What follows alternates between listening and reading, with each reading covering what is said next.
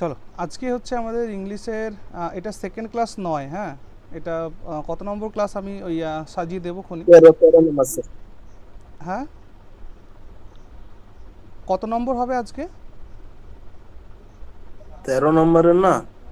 না না 19 19 স্যার 19 19। 19 আচ্ছা চলো তাহলে এটা 19 নাম্বার, 19 নাম্বার ক্লাস হচ্ছে আজকে, ঠিক আছে? এটা 2 নম্বর নয়, 19 নম্বর। আচ্ছা আজকে আমি মূলত যেটা পড়াতে চাইছি সেটা হচ্ছে ইনফিনিটিভ ফ্রেজ অ্যান্ড জিরান্ড ফ্রেজ, ঠিক আছে? ইনফিনিটিভ ফ্রেজ আর জিরান্ড ফ্রেজটাকে খুব ভালোভাবে আমরা শিখবো।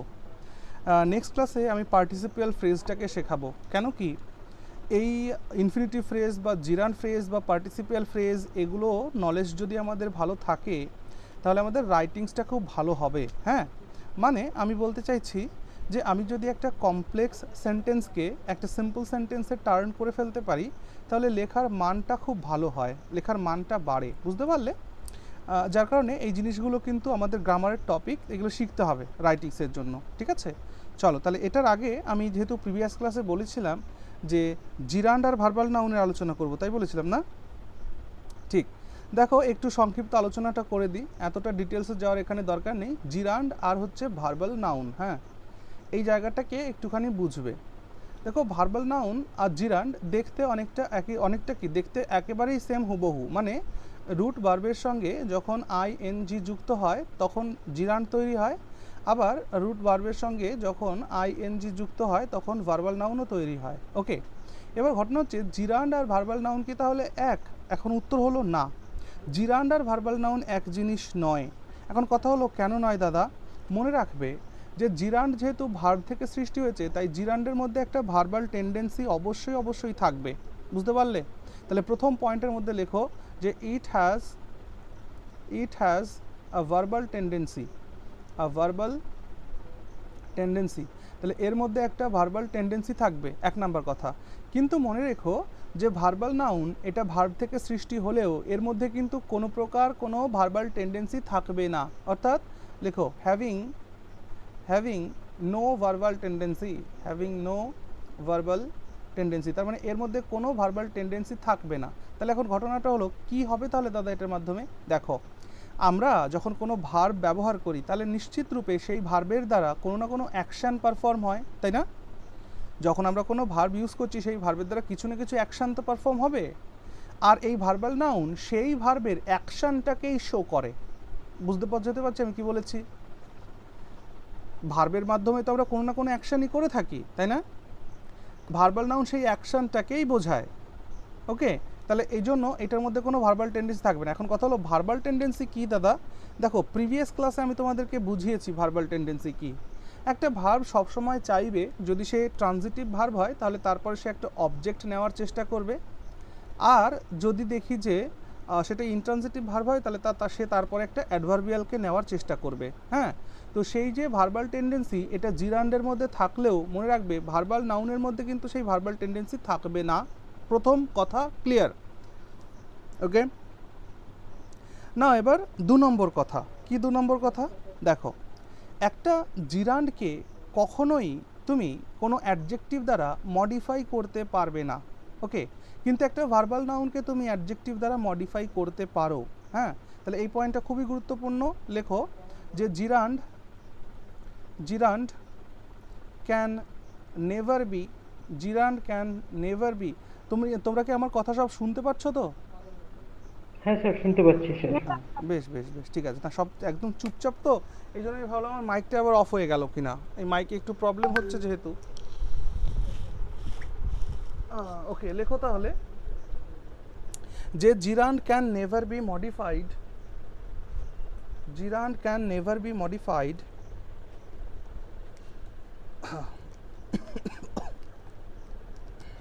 এক মিনিট দাঁড়াও।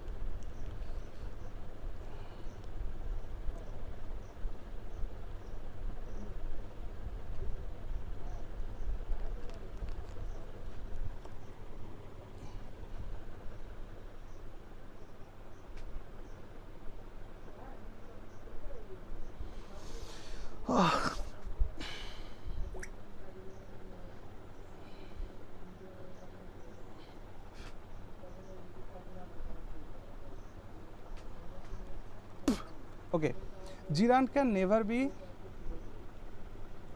মডিফাইড বাই অ্যান অ্যাডজেক্টিভ, কোনো অ্যাডজেক্টিভ দ্বারা একে মডিফাই করা যায় না। ওকে, অ্যাডজেক্টিভ, কিন্তু ভার্বাল নাউনকে অ্যাডজেক্টিভ দ্বারা মডিফাই করা যায়। ওকে, লেখো verbal noun can be modified by an adjective, এটাকে অ্যাডজেক্টিভ দ্বারা মডিফাই করা যায়। ওকে, এবার বলো তো দেখি অ্যাডজেক্টিভ দ্বারা আমরা কাকে মডিফাই করি? নাউনকে। নাউন আর প্রোনাউন। নাউন আর প্রোনাউনকে, ভেরি গুড। তাহলে বুঝতে পারছো যে জিরান্ড নাউন হলেও তাকে কিন্তু কখনোই কোনো অ্যাডজেক্টিভ দ্বারা মডিফাই করা যাবে না। কেন? আমি প্রিভিয়াস ক্লাসে কি বলেছিলাম যে জিরান্ড আর ইনফিনিটিভ এরা হলো নন মেইন ভার্ব বলেছিলাম। জিরান্ড ইনফিনিটিভ এরা নাউনের কাজ করলেও এরা যে নন মেইন ভার্ব, হ্যাঁ বলেছিলে অর্থাৎ এদের দাদা। মধ্যে ভার্বাল টেন্ডেন্সি থাকে, তাহলে সেই কারণে এদেরকে কখনোই কোনো অ্যাডজেক্টিভ দ্বারা ডিসক্রাইব করা যায় না। কারণ অ্যাডজেক্টিভ শুধুমাত্র নাউনকেই ডিসক্রাইব করতে পারে, আর নাউন ভিন্ন অন্য কাউকে ডিসক্রাইব করার জন্য অ্যাডভার্বের প্রয়োজন হয়, অ্যাডভার্বের প্রয়োজন হয়। ওকে, বেশ, চলো এবার এত কিছু কথা হলো, সব একটা এক্সাম্পল দিলেই তোমাদের এই ব্যাপারটা ক্লিয়ার হয়ে যাবে যে ঘটনাটা কি হচ্ছে। তাহলে চলো দেখো, আমি একটা সেন্টেন্স লিখছি যে আমি বললাম যে আই লাভ রিডিং। ওকে, এবার বলো দেখি এই যে রিডিং কথাটি এটা এখানে কি হিসাবে ব্যবহার হয়েছে? অবজেক্ট হিসেবে ব্যবহার হয়েছে, তাই না? বলো, প্রশ্ন করো, আই লাভ হোয়াট, আমি কি ভালোবাসি? I love what? Reading. The answer is reading. তার মানে রিডিং এখানে অবজেক্ট হচ্ছে, লাভের অবজেক্ট হিসেবে এটা বসছে, তাই তো? তাহলে আই লাভ রিডিং। এবার এটা বলে যদি আমি ফুল স্টপ দিই তাহলে স্বভাবতই জিজ্ঞেস করবে, ভাই কি পড়তে তুমি ভালোবাসো, এরকম একটা প্রশ্ন উঠবে না? Intransitive verb. তাহলে এটা একটা ট্রানজিটিভ ভার্ব, এটা ইনট্রানজিটিভ না, এটা একটা ট্রানজিটিভ ভার্ব। তাহলে নিশ্চিত রূপে একটা প্রশ্ন উঠবে যে কি পড়তে ভালোবাসো তুমি। তাই এই রিডিংয়ের মিনিংটাকে কমপ্লিট করার জন্য আমাকে এখানে একটা অবজেক্ট আনতে হবে, অর্থাৎ এই নন মেইন ভার্ব রিডিংয়ের অবজেক্ট। তাহলে আমরা কি লিখছি এখানে? এখানে আমাদেরকে লিখতে হবে, হ্যালো আজকে আসবো না, তাহলে এইখানে আমাদের কি লিখতে হবে? আই লাভ রিডিং, কি লেখা যায়? Gita. I love reading Gita daily. Okay, তাহলে ফুল স্টপ দিয়ে দেবে। এবার I love reading Gita daily. এবার বলো তো এই যে গীতা নাউনটিকে লিখলে এটা কার অবজেক্ট? লাভের অবজেক্ট না রিডিংয়ের object?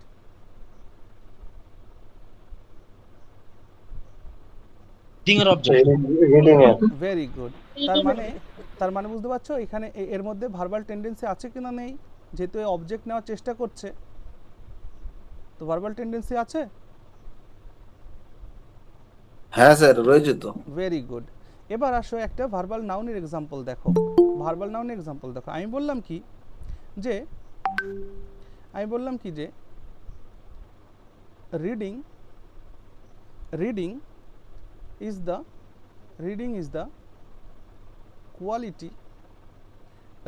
The quality of a good writer. ঠিক আছে, তাহলে ভালো লেখকের একটা গুণ হচ্ছে রিডিং, পড়া, তাই না?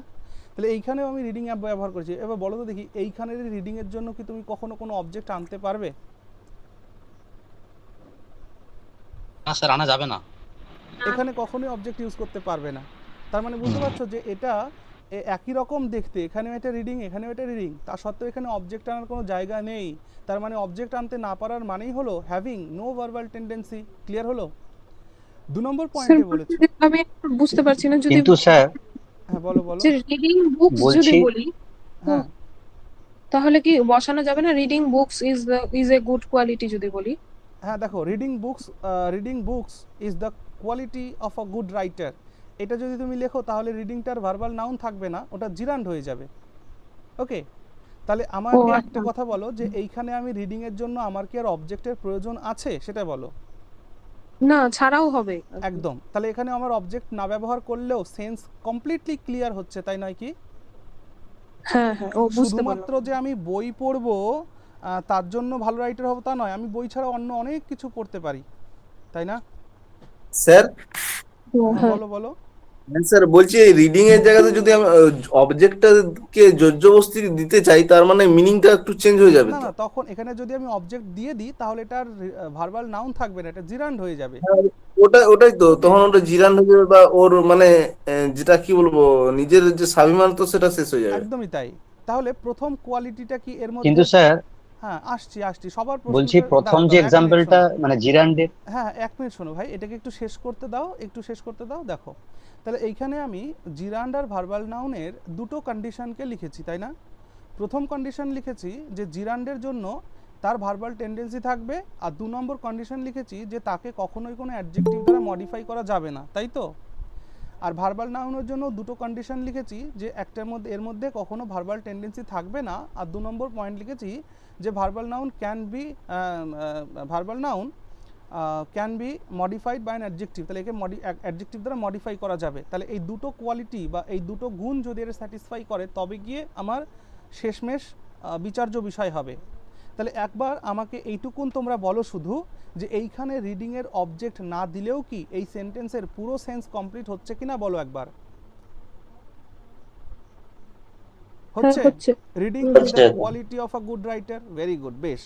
এবার একটা কথা, আমি যদি এইখানে রিডিং বুকস লিখি বা রিডিং সামথিং লিখি, তাহলে এটা তো আর ভার্বাল নাউন থাকবে না, তখন এটা জিরান্ড হয়ে যাবে। তাহলে কি হয়ে যাবে? তাকে আর অ্যাডজেক্টিভ দিয়ে মডিফাই করা যাবে না। তাহলে এবার বলো তো দেখি, আমি যদি এখানে লিখি যে good reading is the quality of a good writer, can I right it or not? যে ভালো পড়ার অভ্যাসটা হচ্ছে একজন ভালো রাইটারের গুণ, এটা লেখা যায় কি না যায় না? তাহলে এইখানের এই রিডিংকে তুমি গুড মানে অ্যাডজেক্টিভ দিয়ে মানে মডিফাই করতে পারছো কি না পারছো না? হ্যাঁ হ্যাঁ কিন্তু এইটাকে এবার অ্যাডজেক্টিভ দিয়ে মডিফাই করে দেখো তো পারো কি না। I love good reading Gita daily, এরকম কিছু করতে পারবে? না। কখনোই করা যাবে না। তো সেই কারণে যদি আমরা এখানে গুড ব্যবহার না করি, তাহলে এই রিডিংটি ভার্বাল নাউন এবং জিরান্ডের মতন সেম ব্যাপার হয়ে যাচ্ছে, এবং এরপরে অবজেক্টও বসানো যাচ্ছে, বুঝতে পারলে? কিন্তু মনে রেখো, ভার্বাল নাউনকে অ্যাডজেক্টিভ দ্বারা মডিফাই করা গেলেও জিরান্ডকে কখনোই অ্যাডজেক্টিভ দ্বারা মডিফাই করা যায় না। Is it clear everyone? সবার সব ডাউট ক্লিয়ার হয়েছে? তাহলে দুটো কন্ডিশন আমাদের অ্যাপ্লাই হতে হবে, তবে গিয়ে তার ক্যারেক্টারটা প্রকাশ পাবে কমপ্লিটলি। ওকে? হ্যাঁ বুঝেছি এবার। Very good. চলো এবার এইটার বিষয়ে যদি তোমরা মনে করো, হ্যাঁ বলো। স্যার একটা কোয়েশ্চেন ছিল, যেমন অবশ্যই। ভার্বাল নাউনের ওখানে লিখেছেন প্রথম পয়েন্ট যে হ্যাভিং নো ভার্বাল টেন্ডেন্সি, হুম।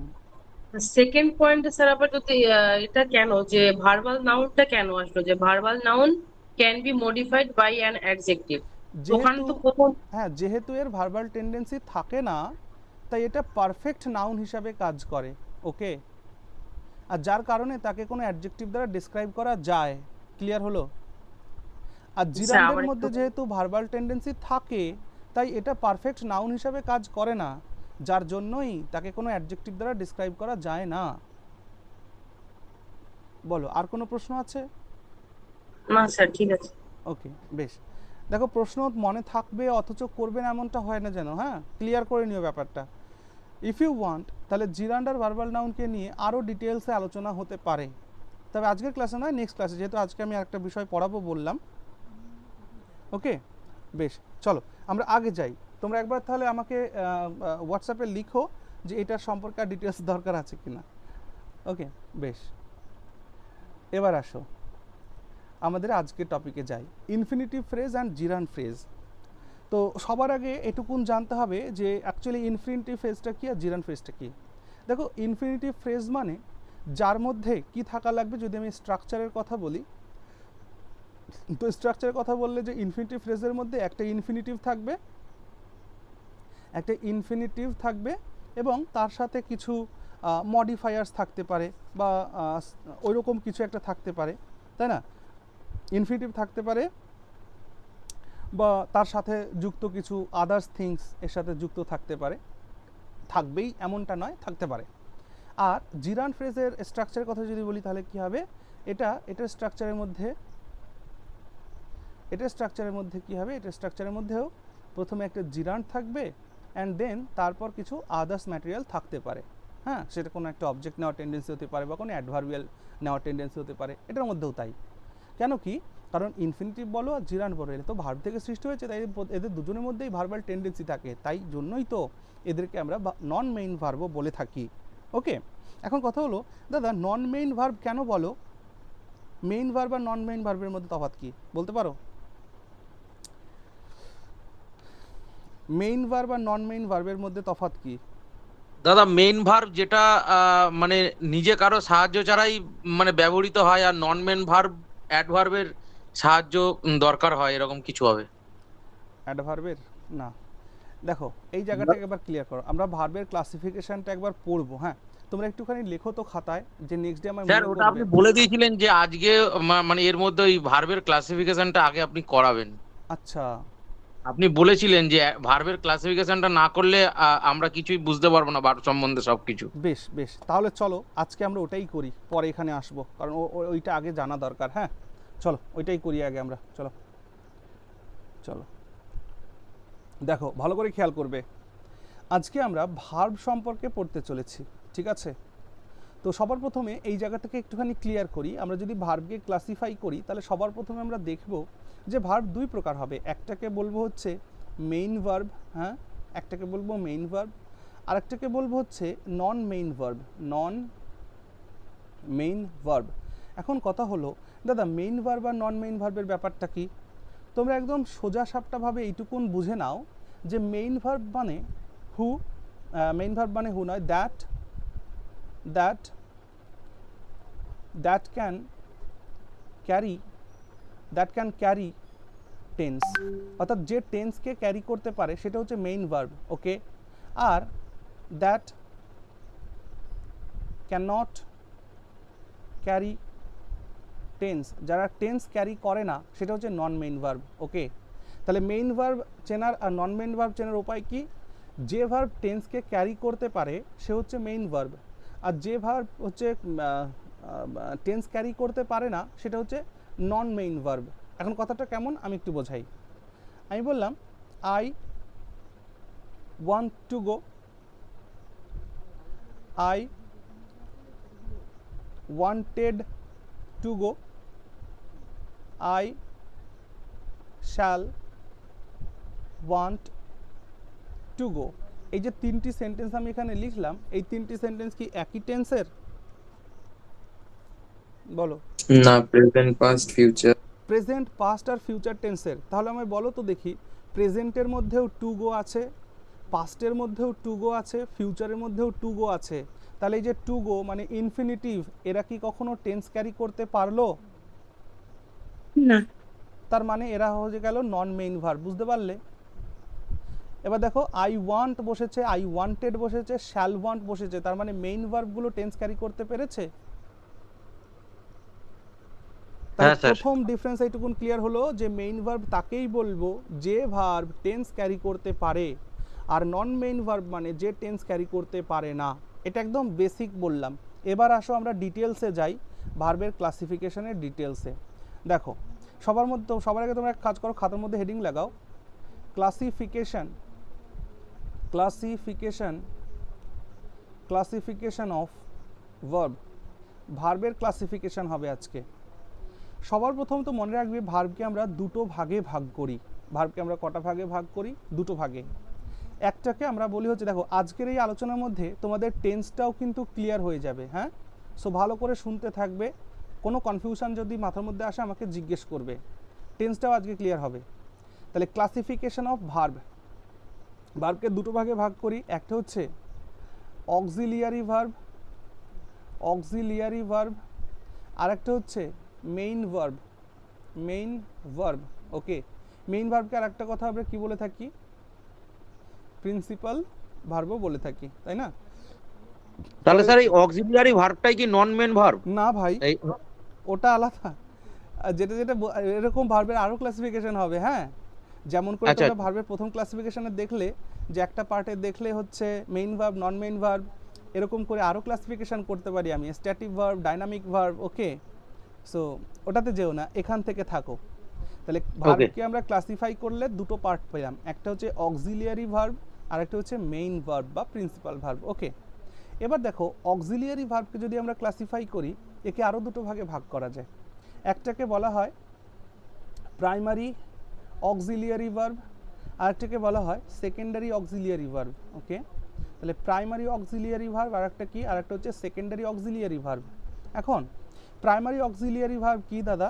প্রাইমারি অক্সিলিয়ারি ভার্ব হচ্ছে যে অক্সিলিয়ারি ভার্ব তার পরবর্তীকালের মেইন ভার্বকে চেঞ্জ করার ক্ষমতা রাখে। আরও একবার বলি, প্রাইমারি অক্সিলিয়ারি ভার্ব হলো সেই সকল অক্সিলিয়ারি ভার্ব যারা তার পরে ব্যবহৃত মেইন ভার্বের ফর্ম রূপের পরিবর্তন করিয়ে দিতে সক্ষম, তাদের বলা হয় প্রাইমারি অক্সিলিয়ারি ভার্ব। সবার আগে এটুকুন জানো যে আমরা যখন কোনো ভার্বাল ফ্রেজ লিখি, ভিপি মানে ভার্বাল ফ্রেজ, তো ভার্বাল ফ্রেজের মধ্যে কি থাকে জানো?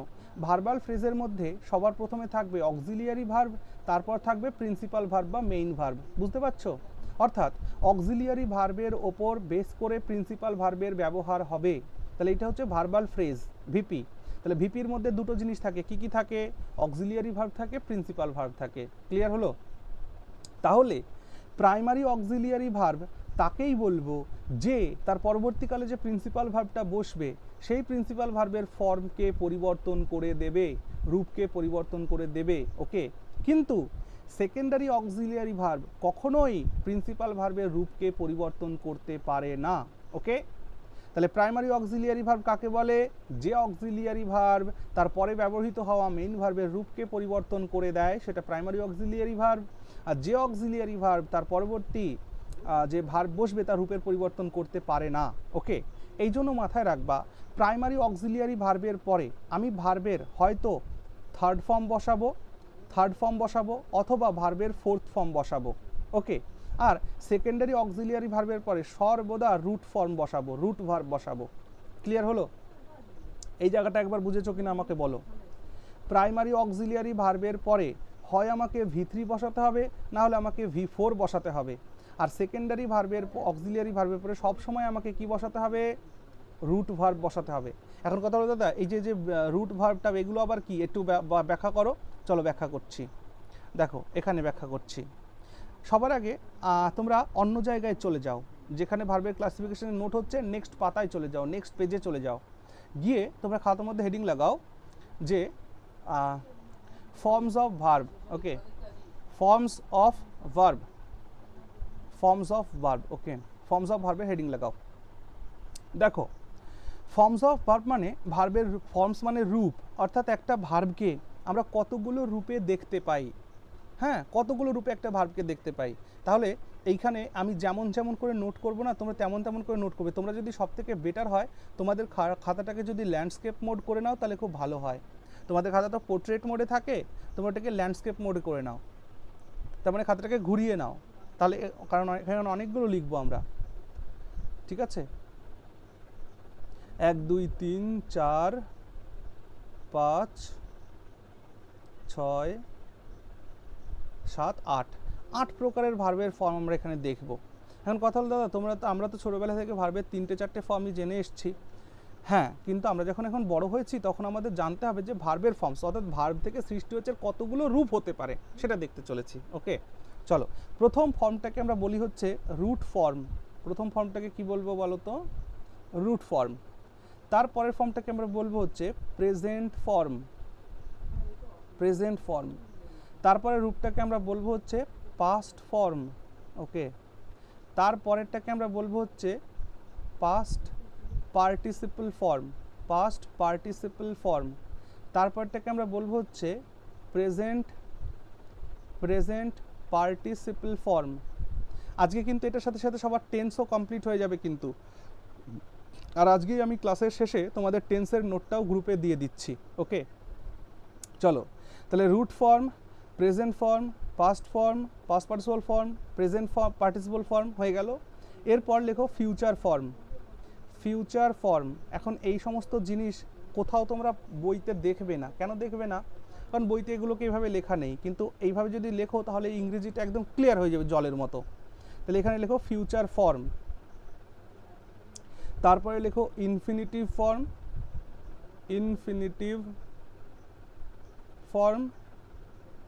তারপরে লেখো জিরান্ড ফর্ম, জিরান্ড ফর্ম। আর ওই এরপরে 9 নম্বর একটা পয়েন্ট করে তোমরা যদি লিখতে চাও ভার্বাল নাউন লিখে রাখতে পারো, ভার্বাল নাউন। হ্যাঁ, তাহলে ভার্বের মোট কতগুলো ফর্ম হলো? তাহলে 9টা ফর্ম হয়ে যাচ্ছে, তাই না? অর্থাৎ কি, একটা ভার্বকে আমি এই 9টা রূপে দেখতে পাই, এই 9টা রূপের বাইরে আর কোনো ভার্বের ফর্ম হয় না। ওকে, মানে তাহলে স্যার এই নটা এই যে ভার্বের যে 9টা ফর্ম এখানে রয়েছে, এই 9টা ফর্মের এক একটা ফর্ম নিয়ে তো আমরা আস্তে আস্তে ডিটেল আলোচনা করবো, এবং আপনার পিছনে যে আলোচনাগুলো করা ছিল সেগুলো এগুলো নিয়েই ছিল। একদমই তাই, ঠিক আছে? এবার একদম ক্লিয়ার হলো। হ্যাঁ, এবার এই জায়গাটাকে একটুখানি ব্যাখ্যা করতে হবে আমাকে। হ্যাঁ, সো আমি কালিটাকে চেঞ্জ করে নিই, একটু লাল কালি করে নিই। দেখো, রুট ফর্ম হচ্ছে, মনে রাখবে অনেক সময় অনেক শিক্ষকও বলে থাকেন যে রুট ফর্ম আর প্রেজেন্ট ফর্মটা সেম। আচ্ছা, রুট ফর্মকে না কোথাও কোথাও বেস ফর্মও বলা হয়। কি বলা হয়? বেস ভার্ব বা বেস ফর্ম। রুট ফর্ম মানেও যা বেস ফর্ম একই জিনিস। তো একটা কথা মাথায় রাখবে, রুট ফর্ম বা বেস ফর্ম আর প্রেজেন্ট ফর্ম কিন্তু এক জিনিস নয়। কেন এক জিনিস নয়? আমি তোমাদের বলছি। বলো তো, বি ভার্বটা, বিই, এই যে বিই যখন আমি লিখি, এই বিটা কি? এই বিটা হচ্ছে রুট ফর্ম। ওকে, কিন্তু প্রেজেন্ট ফর্মে আমরা গিয়ে কি লিখি বি এর জন্য? অ্যামিজার। অ্যামিজার। তাহলে আমায় বলো তো, রুট ফর্ম আর প্রেজেন্ট ফর্ম কি সেম হয় কখনো? না। হয় না। এটাই হচ্ছে তার সবথেকে বড় প্রমাণ। তো এটা মাথায় রাখবে তোমরা, রুট ফর্ম আর প্রেজেন্ট ফর্ম কখনো এক হয় না, এটা আলাদা। তাহলে root form, present form, past form, past participle form, present participle form, future form, infinitive form, gerund form. Clear? বেশ, এবার শোনো, প্রেজেন্ট ফর্ম কি করে তৈরি হয় দাদা? প্রেজেন্ট ফর্ম তৈরি হয় হচ্ছে ডু বা does plus root verb. Sir কালিটা চেঞ্জ করুন, বুঝতে পারছি না। এইটার মধ্যে আর কোন কালি ইউজ করলে ডিফারেন্স হবে বলো তো? বোঝা যাচ্ছে না একেবারেই? না, লালটা বড় ওই চোখে লাগে, বুঝতে সবুজ ইউজ করতে পারে। সবুজ? আচ্ছা দেখি, সবুজ ইউজ করছি, দাঁড়াও 1 মিনিট, তাহলে এটা মুছে দিই। এটাকে চলো দেখি সবুজ ইউজ করি তাহলে। নাও একটা জিনিস দেখি তাহলে, প্রেজেন্ট ফর্মটা কি বোঝা যাচ্ছে এবার? হ্যাঁ, রাইট চিহ্নটা তো বোঝা গেল। দাদা বেটার ইয়েলো হয়, মানে ব্ল্যাক বোর্ডে Yellow? ইয়েলো করতে পারে। আচ্ছা ওকে, এটা পরিষ্কার বোঝা যাচ্ছে, অসুবিধা নেই। দাঁড়াও তাহলে ইয়েলোই করে দিই, দাঁড়াও। হ্যাঁ,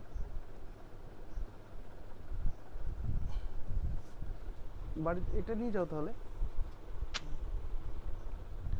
ওকে, তাহলে ফোনে কথা বলছি। হ্যাঁ, প্রেজেন্ট ফর্মটা হচ্ছে do or does plus root verb, এভাবে মনে রাখার চেষ্টা করবে।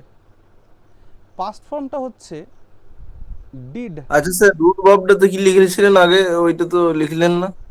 মানে এই রুট ভার্বকে বেস ভার্বও বলে। হ্যাঁ, বেস ফর্মও Okay. বলে, ঠিক আছে? বেস আচ্ছা, ফর্ম ওকে। এটা কি? আচ্ছা, তাহলে প্রেজেন্ট ফর্মটা হচ্ছে ডু বা does plus root verb, past form হচ্ছে did plus root verb, past পার্টিসিপলটা হচ্ছে রুট ভার্ব প্লাস ইএন বা ইডি। কি বললাম? রুট ভার্ব, আমার সঙ্গে সঙ্গে লেখো, কারণ এখানে ছোট ছোট করে লেখা তো বুঝতে অসুবিধা হবে। Root verb plus EN oblique ED এখানে লিখেছি। প্রেজেন্ট পার্টিসিপল ফর্ম হচ্ছে root verb plus ING. Okay, future form হচ্ছে শ্যাল অথবা will plus root verb. Okay, infinitive ফর্মটা হচ্ছে টু প্লাস রুট ভার্ব, আর জিরানটা হচ্ছে রুট ভার্ব প্লাস আইএনজি, আর এই ভার্বাল নাউনটাও তাই, রুট ভার্ব প্লাস আইএনজি। সবার এটুকুন লেখা হয়েছে? স্যার এখান থেকে একবার বলুন, প্রেজেন্ট পার্টিসিপল থেকে একবার বলুন। আর একবার বলছি, দেখো, প্রেজেন্ট পার্টিসিপলের উপরে লেখো do oblique does plus root verb, লিখেছো? পাস্ট ফর্মের মধ্যে লেখো did, DID, did plus root verb, লিখেছো? হ্যাঁ স্যার লিখেছি। পাস্ট পার্টিসিপলের মধ্যে লেখো root verb plus EN ED, EN oblique ED. হ্যাঁ স্যার, হয়েছে। তারপর প্রেজেন্ট পার্টিসিপলের মধ্যে লেখো রুট ভার্ব প্লাস আইএনজি। হয়েছে। ফিউচার ফর্মের মধ্যে লেখো shall oblique will plus root verb. হয়েছে। ইনফিনিটিভের মধ্যে লেখো টু প্লাস রুট ভার্ব। হয়ে গেছে। আর জিরান্ডের মধ্যে লেখো রুট ভার্ব প্লাস আইএনজি। হ্যাঁ হয়েছে। বেশ, এখন কথা হলো দাদা এটা আবার কি শেখাচ্ছ? এইটা শেখাচ্ছি যাতে আমি একবারে ভার্বের ক্লাসিফিকেশনের আলোচনার সাথে সাথে যাতে আমরা টেন্সটাকেও ক্লিয়ারলি শিখে নিতে পারি, ঠিক আছে? একটু পরে এগুলো সব ডিটেলস আলোচনা করছি আমি ধীরে ধীরে। এবার আমি সবার আগে ফিউচার ফর্মটাকে নিয়ে একটু আলোচনা করি। দেখো ফিউচার ফর্মে তোমরা লিখেছো shall oblique will plus root verb. এটার কারণ কি দাদা? দেখো আমি তোমাদের একটা দিন বলেছিলাম যে মোডাল অক্সিলিয়ারি বলে একটা কথা, আচ্ছা চলো পরে আলোচনা করছি।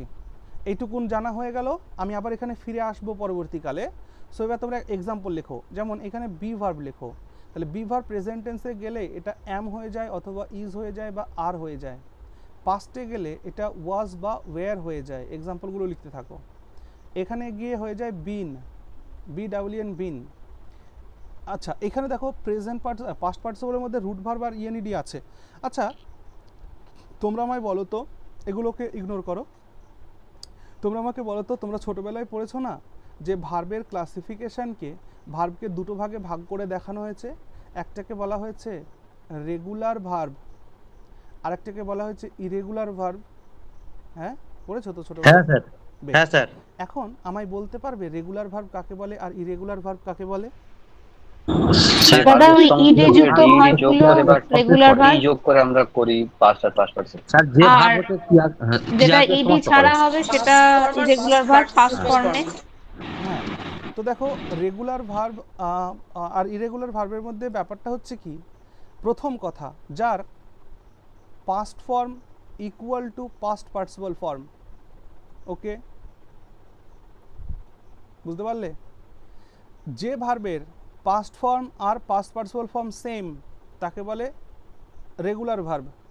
এখন কথা হলো তাহলে দাদা পুট পুট পুট আর পুটিং, তাহলে এইখানে তো present form put, past form put, past participle form put, present participle form হচ্ছে পুটিং। তাহলে এইখানে কি পুট রেগুলার ভার্ব হবে? The answer is no. না। তাহলে রেগুলার ভার্ব হতে গেলে তার পাস্ট ফর্ম আর পাস্ট পার্টিসিপল ফর্ম সেম হওয়া লাগবে, কিন্তু একটা জিনিস মাথায় রাখতে হবে, বাট এন্ডিং উইথ ইডি, এইটুকুন লিখে রাখবে, ঠিক আছে? তাহলে রেগুলার ভার্ব কাকে বলে? যে ভার্বের পাস্ট ফর্ম আর past participle form same but ending with ED, কিন্তু ইডি দিয়ে শেষ হতে হবে। তাহলে কল্ড পাস্ট ফর্ম এবং পাস্ট পার্টিসিপল ফর্মও কি কল্ড, এটা একটা রেগুলার ভার্ব। ওয়ান্টেড এটা একটা পাস্ট ফর্ম আর এর পাস্ট পার্টিসিপল ফর্মও কি ওয়ান্টেড। এগুলো হচ্ছে রেগুলার ভার্ব, আর বাকি যা আছে সব ইরেগুলার ভার্ব। ক্লিয়ার? তাহলে রেগুলার ভার্ব কাকে বলে? যার পাস্ট ফর্ম আর পাস্ট পার্টিসিপল ফর্ম সেম কিন্তু শেষ হতে হবে ইডি দিয়ে লাস্টে, সেগুলোই রেগুলার ভার্ব। আর বাকি যেগুলো আছে সব ইরেগুলার ভার্ব। ঠিক আছে, চলে এসো এবার এইখানে চলে এসো। তাহলে এই যে বিন, তো এখানে ইএন ইডি লেখা হয়েছে কারণ সব ক্ষেত্রে ইএন দিয়ে সব ক্ষেত্রে ইডি দিয়ে এমনটা হবে না, তাই এটা লেখা আছে। আচ্ছা প্রেজেন্ট পার্টিসিপলের মধ্যে লেখো বিং, BEING বিং। ফিউচারের মধ্যে কি লিখবে তাহলে? শ্যাল অথবা উইল বি। ওকে, তারপরে গিয়ে এটা কি ইনফিনিটির মধ্যে কি লিখবে? টু বি, আর এখানে গিয়ে লিখবে বিং। ওকে, বিং লিখবে। তাহলে তারপরে হ্যাভ ভার্বকে দেখো, হ্যাভ ভার্বের প্রেজেন্ট ফর্মে হ্যাভ নিজে হয় আর কে হয়? হ্যাজ হয়। এইখানে গিয়ে কি হয়? হ্যাড হয়। এইখানে গিয়ে কি হয়? হ্যাড হয়। এইখানে গিয়ে কি হয়? হ্যাভিং হয়। এইখানে গিয়ে কি হয়? শ্যাল অথবা উইল হ্যাভ হয়। এইখানে গিয়ে টু হ্যাভ হয়, এইখানে গিয়ে হ্যাভিং হয়। ক্লিয়ার হলো? এবার নর্মাল একটা ভার্ব নাও, রিডকে নাও, রিড। তো রিডকে প্রেজেন্ট টেন্সে গেলে সে হয় হচ্ছে রিড বা রিডস। পাস্ট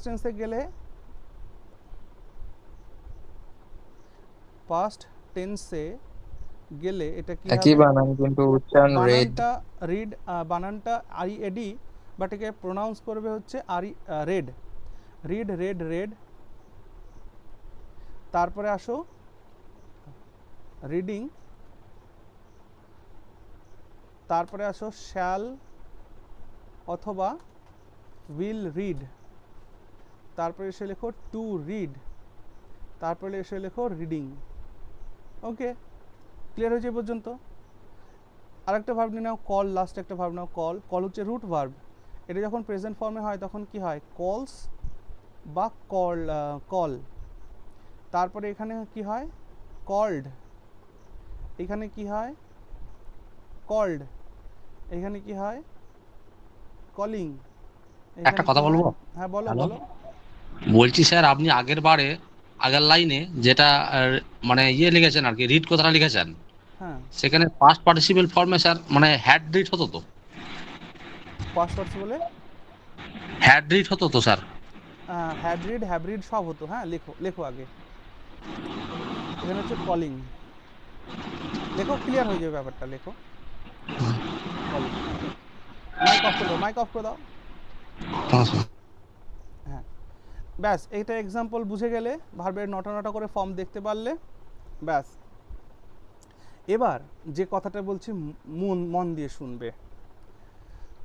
তোমরা যাকে কলস দেখো, আমি তাকে দেখি ডাজ প্লাস কল। কি বললাম বুঝলে? তোমরা যাকে কলস দেখো, আমি তাকে দেখি ডাজ প্লাস কল। তোমরা যাকে কল দেখো, আমি তাকে ডু প্লাস কল দেখি।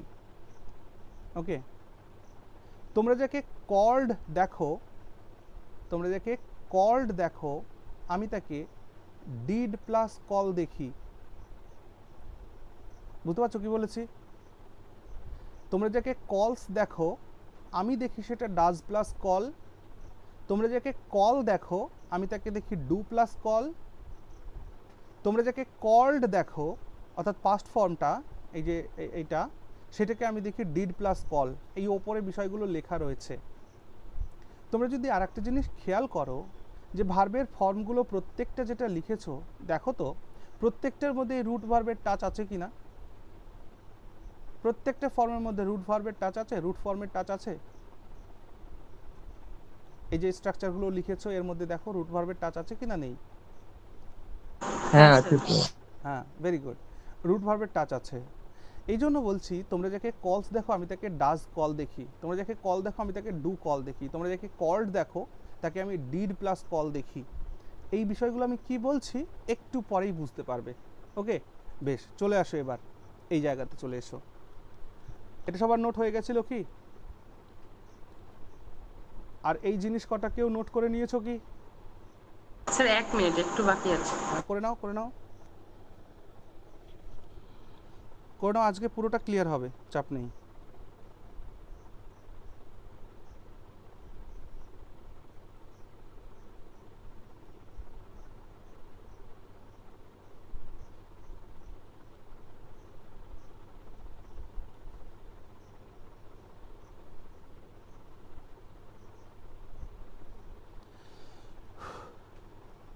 হয়েছে সবার নোট করা?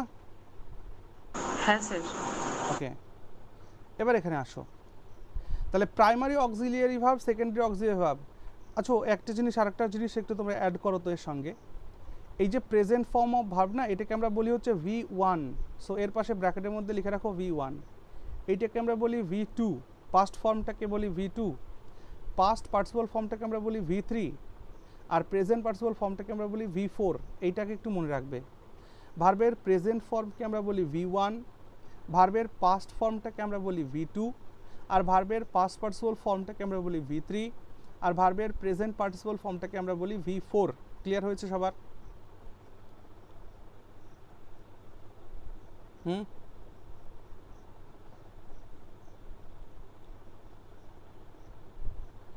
এবার এখানে আসো। তাহলে দেখো তো, প্রাইমারি অক্সিলিয়ারি ভার্বের পরে হয় V3 নাহলে V4 বসবে, তাই তো? তার মানে কি? তার মানে হচ্ছে প্রেজেন্ট অক্সিলিয়ারি ভার্বের পরে হয় ভার্বের থার্ড ফর্ম মানে পাস্ট পার্টিসিপল ফর্ম বসবে, না হলে প্রেজেন্ট পার্টিসিপল ফর্ম বসবে। আর সেকেন্ডারি অক্সিলিয়ারি ভার্বের পরে সর্বদাই রুট ভার্ব বসবে। এবার আসো, প্রাইমারি অক্সিলিয়ারি ভার্বকে ফার্দার দুটো ভাগে ভাগ করা হয়। একটা হচ্ছে বি ভার্ব আর একটা হচ্ছে হ্যাভ ভার্ব, একটা বি ভার্ব আর একটা কি হ্যাভ ভার্ব, ওকে।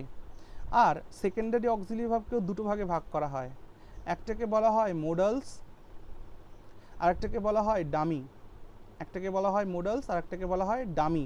আগে আমি এই ডামিকে নিয়ে আলোচনা করব, এই দিক থেকে এই দিকে আলোচনা করতে করতে যাব, মানে ডান দিক থেকে বাঁ দিকে আলোচনা করতে করতে যাব, ওকে। সবার প্রথমে ডামি ভার্বকে নিয়ে আলোচনা করি। তাহলে ডামি ভার্বটা কি?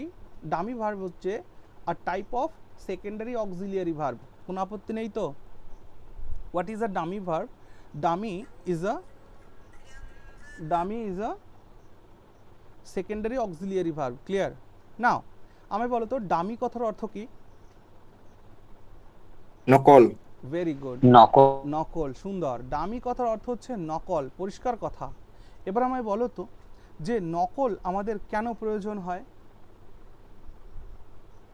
অরিজিনাল ভার্বের পরে যখন কোনো ডুপ্লিকেট ভার্ব ইউজ করা হয় তখন। হ্যাঁ, মানে ওইটা আমি বলতে চাইনি, আমি বলতে চাইছি নকল আমাদের কেন ওটা স্যার প্রয়োজন ইউজ হয়। করা হয়, হ্যাঁ স্যার ওটা ইউজ করা হয় মানে অন্য কারোর ঠকানোর জন্য। জায়গাতে, মানে সেই দরকার হিসেবে আর কি ইউজ করা হয়, হ্যাঁ, যেমন মানে সহজ কথা হচ্ছে ধোঁকা দিতে আর কি বলা যায়। আসল না Stress থাকলে দেওয়ার জন্য। নকল, তাই নয় কি? আসল নেই বলে ব্যবহার করা হয় নকল। বলো এটা ঠিক কিনা? হ্যাঁ স্যার, হ্যাঁ হ্যাঁ। আসল নেই বলে নকল।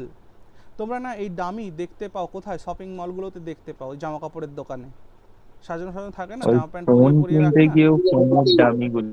হ্যাঁ, তো ওইখানে ডামি থাকে। ডামি মিন্স নকল, ঠিক আছে? আসলটা না থাকার জন্য ব্যবহার করা হয় নকল। Very good. দেখো আমাদের 12খানা টেন্স আছে, প্রেজেন্টের 4টে, পাস্টের 4টে, ফিউচারের 4টে, তাহলে 3 4 12। এই 12খানা টেন্সের মধ্যে 2টি টেন্স আছে যাদের কোনো অক্সিলিয়ারি ভার্ব নেই। তারা কারা? তারা হলো প্রেজেন্ট ইনডেফিনিট টেন্স আর একটা হচ্ছে পাস্ট ইনডেফিনিট টেন্স। তাহলে আমায় বলো যে প্রেজেন্ট ইনডেফিনিট টেন্স আর পাস্ট ইনডেফিনিট টেন্সের এদের অক্সিলিয়ারি ভার্ব নেই, তাহলে যার আসল জিনিস নেই সে কোন জিনিস ব্যবহার করবে? নকলটা। নকল। সাবাস। ডামি ভাবটাকে একটু ক্লারিফাই করি জায়গাটাতে, চলো এই জায়গাতে ক্লারিফাই করি ডামি ভাবটা। তাহলে আমরা এখন আলোচনা করছি কি নিয়ে? ডামি অক্সিলিয়ারি ভার্ব নিয়ে আলোচনা করছি। মাথায় রাখবে ডামি অক্সিলিয়ারি ভার্বের আরেকটা নাম হচ্ছে ডু সাপোর্ট ভার্ব, একে বলা হয়। একে কি বলা হয়? ডু সাপোর্ট ভার্ব একে বলা হয়, ঠিক আছে? নাও ভালো করে শুনবে মন দিয়ে। বিষয়টা হচ্ছে যে যখন অরিজিনাল অক্সিলিয়ারি ভার্ব নেই তখন এটা আনা হয়। আচ্ছা আমায় বলো তো, আমি ভাত খাই তার ইংরেজি কি? Ate rice. এবার সবার আগে এটা জানার চেষ্টা করো যে অক্সিলিয়ারি ভার্ব আমার বিশেষত কোথায় প্রয়োজন পড়বে? অক্সিলিয়ারি ভার্ব আমার কোথায় প্রয়োজন পড়বে? কোনো বাক্যকে মনে করবে দুটো নেগেটিভ সিচুয়েশন। করতে। Very good. কোনো বাক্যকে নেগেটিভ করতে গেলে আর কোনো বাক্যকে কি করতে গেলে? কোয়েশ্চেন করতে গেলে। সাবাস। তাহলে অক্সিলিয়ারি ভার্বের প্রয়োজন পড়বে আমার যখন কোনো সেন্টেন্সকে নেগেটিভ করতে যাব বা যখন কোনো সেন্টেন্সকে কোয়েশ্চেন করতে যাব। তাহলে তোমরা লিখেছো আই ইট রাইস, এর মানে আমি ভাত খাই। এখানে কোনো প্রকারের অক্সিলিয়ারি ভার্ব দেখা যাচ্ছে না। আই হলো সাবজেক্ট, ইট হলো প্রিন্সিপাল ভার্ব, রাইস হলো অবজেক্ট। তাহলে এখানে কোনো অক্সিলিয়ারি ভার্ব দেখতে পাচ্ছ না। কিন্তু একটা কথা মাথায় রাখবে, without auxiliary verb no sentence can be written বা no sentence can be formed, okay? অর্থাৎ অক্সিলিয়ারি ভার্ব তো লাগবেই লাগবে। সেই অক্সিলিয়ারি ভার্ব কোনো কোনো ক্ষেত্রে প্রকাশ্য থাকে আর কোনো কোনো ক্ষেত্রে লুকায়িত থাকে। আর সেই লুকায়িত অক্সিলিয়ারি ভার্বগুলোকেই ডামি ভার্ব বলা হয়। আরেকবার বলো, লুকায়িত অক্সিলিয়ারি ভার্বগুলোই হচ্ছে ডামি অক্সিলিয়ারি। কেমন বুঝতে পারবে? আচ্ছা এই সেন্টেন্সটাকে যদি আমি বলি আমি ভাত খাই না, তাহলে কি লিখবে? I do not I do not eat rice. তাহলে এই যে I do not eat rice, এই যে ডু কোত্থেকে আবিষ্কার করলে? এটা লুকায়িত ছিল। তার মানে আমি একটু আগে বলছিলাম না, যেটা তোমরা কল দেখো সেটাকে আমি ডু প্লাস কল দেখি। এখন কি মেলাতে পারছো কেন বলেছিলাম এই কথাটা? তাহলে তোমরা দাদা। তাকে খালি চোখে ইট দেখো, আমি তাকে ডু প্লাস ইট দেখি। বুঝতে পারছো কি বলেছি? তাহলে এইখানে যে ইট রয়েছে, এই ইটটা একা নেই, এই ইটটা ডু প্লাস ইট হিসাবে রয়েছে। তাহলে এখন কথা হলো, তোমাদের প্রশ্ন হতে পারে তাহলে দাদা আমরা এটাকে কেন এভাবে লিখি না যে আই ডু ইট রাইস, এটা কেন লিখি না? এবার দেখো এটা লিখি না এই কারণে এইটা লিখলে এর একটু ফর্মে চেঞ্জ হয়। কি ফর্মে চেঞ্জ হয় দেখো, আমাদের বাড়িতে মনে করো অনেক সময় লোকজন আসে, যদি কারো শরীর স্বাস্থ্য একটু খারাপ থাকে, মানে হালকা পাতলা শরীর থাকে, তাকে দেখে সবাই জিজ্ঞেস করে না, এই তুই ভাত টাত খাস তো, তোর শরীরের এরকম অবস্থা কেন? তখন সে কি উত্তর দেয়? আরে মশাই আমি তো ভাত খাই তো, বলে না? তার মানে ক্রিয়াপদটাকে যখনই তুমি এমফাসাইজ করবে তখনই তুমি এইভাবে বলবে যে I do eat rice. I eat rice মানে আমি ভাত খাই, কোথাও কোনো জোর দেওয়া নেই। কিন্তু যখন তুমি বলছো I do eat rice, it means আরে আমি ভাত খাই তো, এই খাওয়াটাকে জোর দেওয়া হয়ে যায়, যার কারণে এই ডুকে আমরা লিখি না জেনারেল সেন্টেন্সে। বুঝতে পারছো? বুঝতে পারলে কি না? দেখো হ্যাঁ আমাদের বাড়িতে লোকজন আসলে সাধারণত আমরা কি বলি? সিট ডাউন বলি, প্লিজ সিট ডাউন, এরকম বলি। এবার মনে করো এমন একটা লোক এসছে, সে বসছেই না, হ্যাঁ বন্ধুসুলভ লোক, কিন্তু অপরিচিত লোককে আমরা কখনো এইভাবে বলি না। বন্ধুসুলভ লোক, তো সে বসছে না, তখন আমরা বলি না ইয়ে হয়ে, আরে মশাই বসুন তো, আপনি শুধু এদিক ওদিক করে বেড়াচ্ছেন, বসুন, কথা বলবেন তো বসবেন না। তো যে বসুন তো, তখন এখানে বলবে ডু সিট ডাউন। বুঝতে পারলে? তাহলে ডু যুক্ত করার সাথে সাথে এই সিটকে অ্যাকসেন্টাইজড হয়ে যাবে, সি এমফাসাইজড হয়ে যাবে। বুঝতে পেরেছো? যার কারণে আমরা ডু এর সঙ্গে সঙ্গে লিখি না। কিন্তু মনে রাখতে হবে এই ইটের মধ্যে ডু ইট আছে, তা না হলে এটা আসলো কোত্থেকে? বুঝতে পারছো কথাটা? এটাকেই বলা হয় হচ্ছে ডামি অক্সিলিয়ারি ভার্ব। এবার বলো তো দেখি, ডু এর পরে এখানে ইটি লিখবে তো, মানে রুট ভার্বে লিখবে তো, নাকি অন্য কোনো ফর্ম লিখে ফেলবে? Very good. আচ্ছা দেখো তো, আমি বলছি কি যে হি কল্ড মি, সে আমাকে ডেকেছিল। তোমরা যাকে কল্ড বলো, আমি তাকে কি দেখব, বা আমাদের কি দেখা উচিত? Very good, did plus call দেখা উচিত। আচ্ছা বাকি যারা ক্লাসে আছো সবাই এই জিনিসগুলো বুঝতে পারছো তো? হ্যাঁ দাদা। হ্যাঁ, আমি কিন্তু 30-35 জনকে দেখেছিলাম ক্লাস জয়েন করতে, এখন কজন আছে আমায় একটু বলো তো? 23। 28 জন। 23 আর 28 তো অনেক তফাৎ। আমার এখানে 23 দেখাচ্ছে। 23 আদার্স দেখাচ্ছে তো তোমার? না দাদা 27 জন, 27 জন, 26-27 জন আছে। আচ্ছা না স্যার 23 আছে দেখাচ্ছে। 23 ঠিক আছে। তাহলে হি কল্ড মি, সে আমাকে ডেকেছিল। এই যে কলটার মধ্যেই না ডিড কল আছে। এবার তোমরা বলবা কি করে বুঝলে দাদা ডিড কল আছে? এটাকে নেগেটিভ করে ফেলো তো, যে সে আমাকে ডাকেনি। He did not call me. হ্যাঁ, তাহলে he did not call me বলবে না কল্ড মি বলবে? কল বলবে না কল্ড বলবে? Root form sir. কল বলবে, কল্ড নয়। Very good. তাহলে এই ডিড হচ্ছে ডামি অক্সিলিয়ারি। বুঝতে পারছো? যখন আমার কাছে অরিজিনাল নেই তখন আমাকে নকল আনতে হবে, প্রেজেন্টের ক্ষেত্রে, পাস্টের ক্ষেত্রে। ক্লিয়ার? ডামি অক্সিলিয়ারি ভাব সকলের ক্লিয়ার হয়েছে কিনা একবার বলো। হ্যাঁ দাদা। ভেরি গুড, হ্যাঁ সাবাস। চলে এসে এবার আমরা ওই জায়গাতে যাই আবার। তাহলে সেকেন্ডারি অক্সিলিয়ারি ভার্বের মধ্যে ডামি কমপ্লিট হলো। তাহলে ডামির পরে সর্বদা কি বসবে? এই যে রুট ফর্ম বসবে, রুট ভার্ব বসবে। ওকে বেশ। এবার চলে এসো মোডাল। দেখো মাইক অন অফ করো তো দেখি, কারো মাইক অন রয়েছে একটু দেখো তো কার অন আছে, মাইকটাকে অফ করে দাও।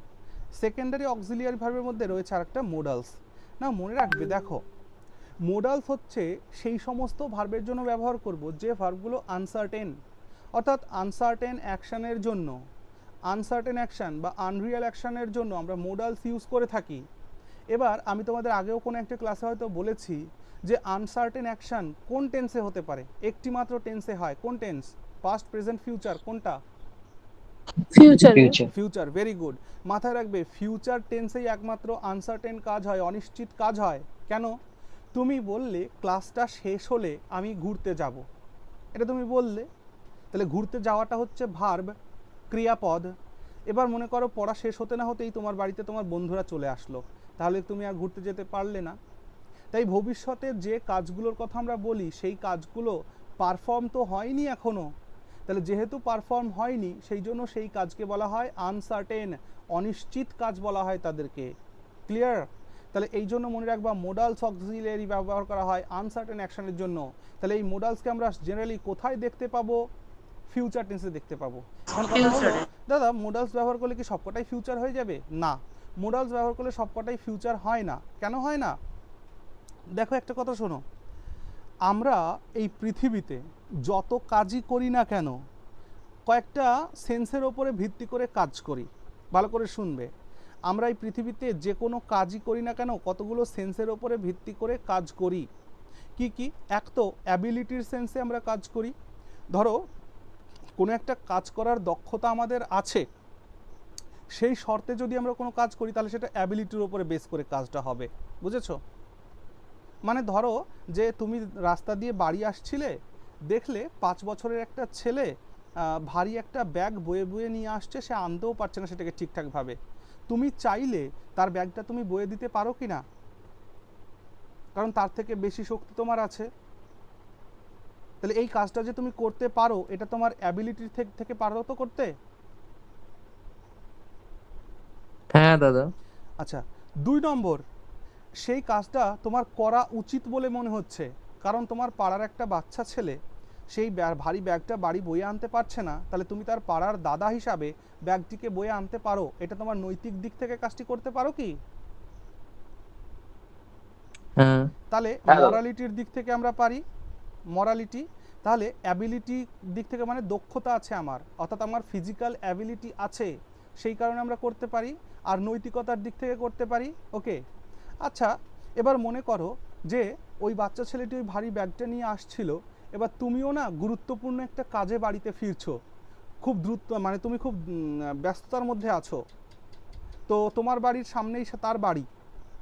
আচ্ছা তুমি যদি চাও তার ব্যাগটাকে নিয়েও আসতে পারো, আবার যদি না চাও না আমার দ্রুততা আছে আমি আনতেও না নেব না, এখন ও আসুক, যেভাবে আসুক আসুক, হতে পারে কি না?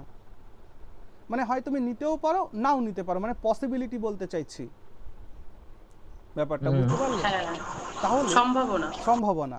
তাহলে আমরা এই পৃথিবীতে যে কাজই করি না কেন, যে কাজই করি না কেন এই 3টে জিনিসের উপরে ভিত্তি করে আমরা করি। এই যে এখন তোমরা যে পড়ছো, কেন কেন বসে আছো এখানে? এখন তো অন্য কিছু করা যেত, কারণ তোমাদের মরালিটি তোমাদেরকে বলছে যে পড়া উচিত। বুঝতে পারছো? না পড়লে শিখবো না। আবার তোমার বাড়িতে ইলেকট্রিসিটি আছে, তোমার মোবাইল ফোনে ইন্টারনেট আছে, ক্লাসের লিঙ্ক তোমার কাছে চলে গেছে, তুমি আমাকে ফিজ পে করেছো, তার মানে তোমার অ্যাবিলিটি আছে এই ক্লাসটা করবার। আবার এখন তোমার বাড়িতে মনে করো কোনো আত্মীয় স্বজন এসছে, তার সঙ্গে গল্পও করা যায়, আবার পড়াও যায়। আত্মীয় স্বজন যেহেতু থেকে যাবেন তো রাতেও কথা বলা যায়, তাই এখন কাজটা পড়ে নিই একটু, পসিবিলিটির দিক থেকেও হতে পারে। তার মানে বুঝতে পারছো তো যে এই পৃথিবীতে আমরা যে কোনো কাজ করি না কেন এই 3টে জিনিসের ওপরে বেস করেই কিন্তু করি, অ্যাবিলিটি, মরালিটি, পসিবিলিটি। ক্লিয়ার? এবার ঘটনা হচ্ছে যে এমন এমন সিচুয়েশন আছে যে সিচুয়েশন আমরা বুঝি না যে এটা অ্যাবিলিটি হবে না মরালিটি হবে না পসিবিলিটি হবে, তখন আমরা কি ইউজ করি? জেনারেল ফর্ম ইউজ করে থাকি, সাধারণ, কমন। ওকে, তো সেই ক্ষেত্রে মনে রাখবে অ্যাবিলিটির জন্য আমরা ক্যান ভার্বটা ইউজ করি, ঠিক আছে? আর পসিবিলিটির জন্য আমরা মে ভার্বটা ইউজ করি। অ্যাবিলিটির জন্য কোন ভার্বটা ইউজ করি? ক্যান। আর পসিবিলিটির জন্য মে। আর মরালিটির জন্য শ্যাল বা উইল, এই দুটোকেই ব্যবহার করা যেতে পারে। এখন কেমন অর্থে ব্যবহার করা যেতে পারে এই জায়গাটা একটু বোঝো। মরালিটি মানে হচ্ছে নৈতিকতা। আচ্ছা নৈতিকতার মধ্যে কি বাধ্যতামূলক একটা সেন্স আছে? যেটা না ভালো করে ভেবে বলো, যেটা নৈতিক সেটাই করা উচিত না? হ্যাঁ স্যার একটা বাধ্যতামূলক সেন্স আছে স্যার। হ্যাঁ, তাহলে মরালিটির মধ্যে মনে রাখবে যে একটা বাধ্যতামূলক সেন্স আছে, যে যেটা মরালিটি থেকে বলছে সেটা করা উচিত, কম্পালশন একটা ব্যাপার চলে আসে, তাই না? ধরো তোমার ফর্ম ফিল আপ করেছো একটা পরীক্ষা দেওয়ার জন্য, সেই পরীক্ষাটা তোমার দেওয়া উচিত কিনা এই সেন্সটা থেকে যদি প্রশ্ন করে তুমি কি সেন্সে উত্তর দেবে? মরালিটির সেন্সেই তো উত্তর দেবে। তার মানে মরালিটির মধ্যে একটা কম্পালশন ব্যাপার থেকে যায়। বুঝতে পারছো কি বলেছি? আচ্ছা দেখো, আমি কিন্তু ভার্বের প্রয়োগগুলো সম্পর্কে তোমাদের সিচুয়েশনকে বোঝাচ্ছি।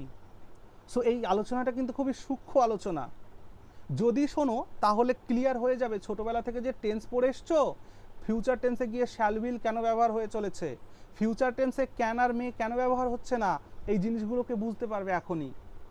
তাহলে অ্যাবিলিটির মধ্যে ক্যান ভার্বটা রয়েছে, পসিবিলিটির সাথে মে ভার্বটাকে ব্যবহার করি, পড়ে রইল শ্যাল আর উইল। এই শ্যাল আর উইল তাহলে মরালিটির সেন্সে ইউজ করি। এখন কথা হলো সব ক্ষেত্রেই কি দাদা শ্যাল আর উইলকে মরালিটির সেন্সে ব্যবহার করি? উত্তর হলো না। কোন ক্ষেত্রে? ভালো করে শুনে রাখো। ফার্স্ট পারসন, আমাদের পারসন আছে কয়টা? 3টে। ফার্স্ট পারসন, সেকেন্ড পারসন আর থার্ড পারসন। ফার্স্ট পারসনে কারা থাকে? আই আর উই, মানে আমি আমরা, তাই না? সেকেন্ড পারসনে কে থাকে? ইউ। আর থার্ড পারসনে কে থাকে? বাদ বাকি যত প্রোনাউন আছে, মানে rest of the pronoun, rest of the pronoun plus any noun, তাই না? যে কোনো নাম বা যে কোনো এই আই উই ইউ বাদ দিয়ে যা আছে সব থার্ড পারসনের মধ্যে পড়বে, তাই তো? এবার শুনে রাখো, আই আর উই মানে ফার্স্ট পারসনের পার্সোনাল প্রপার্টি হচ্ছে শ্যাল, মনে থাকবে। ফার্স্ট পারসনের পার্সোনাল প্রপার্টি কি? শ্যাল। মানে আই এর পাশে শ্যাল বসবে, উই এর পাশে শ্যাল বসবে, এটা নর্মাল ব্যাপার, ওকে। আর সেকেন্ড পারসন আর থার্ড পারসনের পার্সোনাল প্রপার্টি হচ্ছে উইল, মানে you will, they will, he will, এটাই হবে। তাহলে এটা আলোচনা কি হলো? এটা নর্মাল সেন্সে আলোচনা হলো। এবার মরালিটি সেন্সে কি দাঁড়াচ্ছে দাদা? ভালো করে খেয়াল করো। যদি কখনো এইটা ইন্টারচেঞ্জ হয়ে যায়, মানে শ্যালের জায়গায় উইল এসে গেছে, উইলের জায়গায় শ্যালে এসে গেছে, তার মানে কি? যখন তুমি আইয়ের পাশে উইল বসাচ্ছ, উইয়ের পাশে উইল বসাচ্ছ, তখন এটা নর্মাল থাকছে না।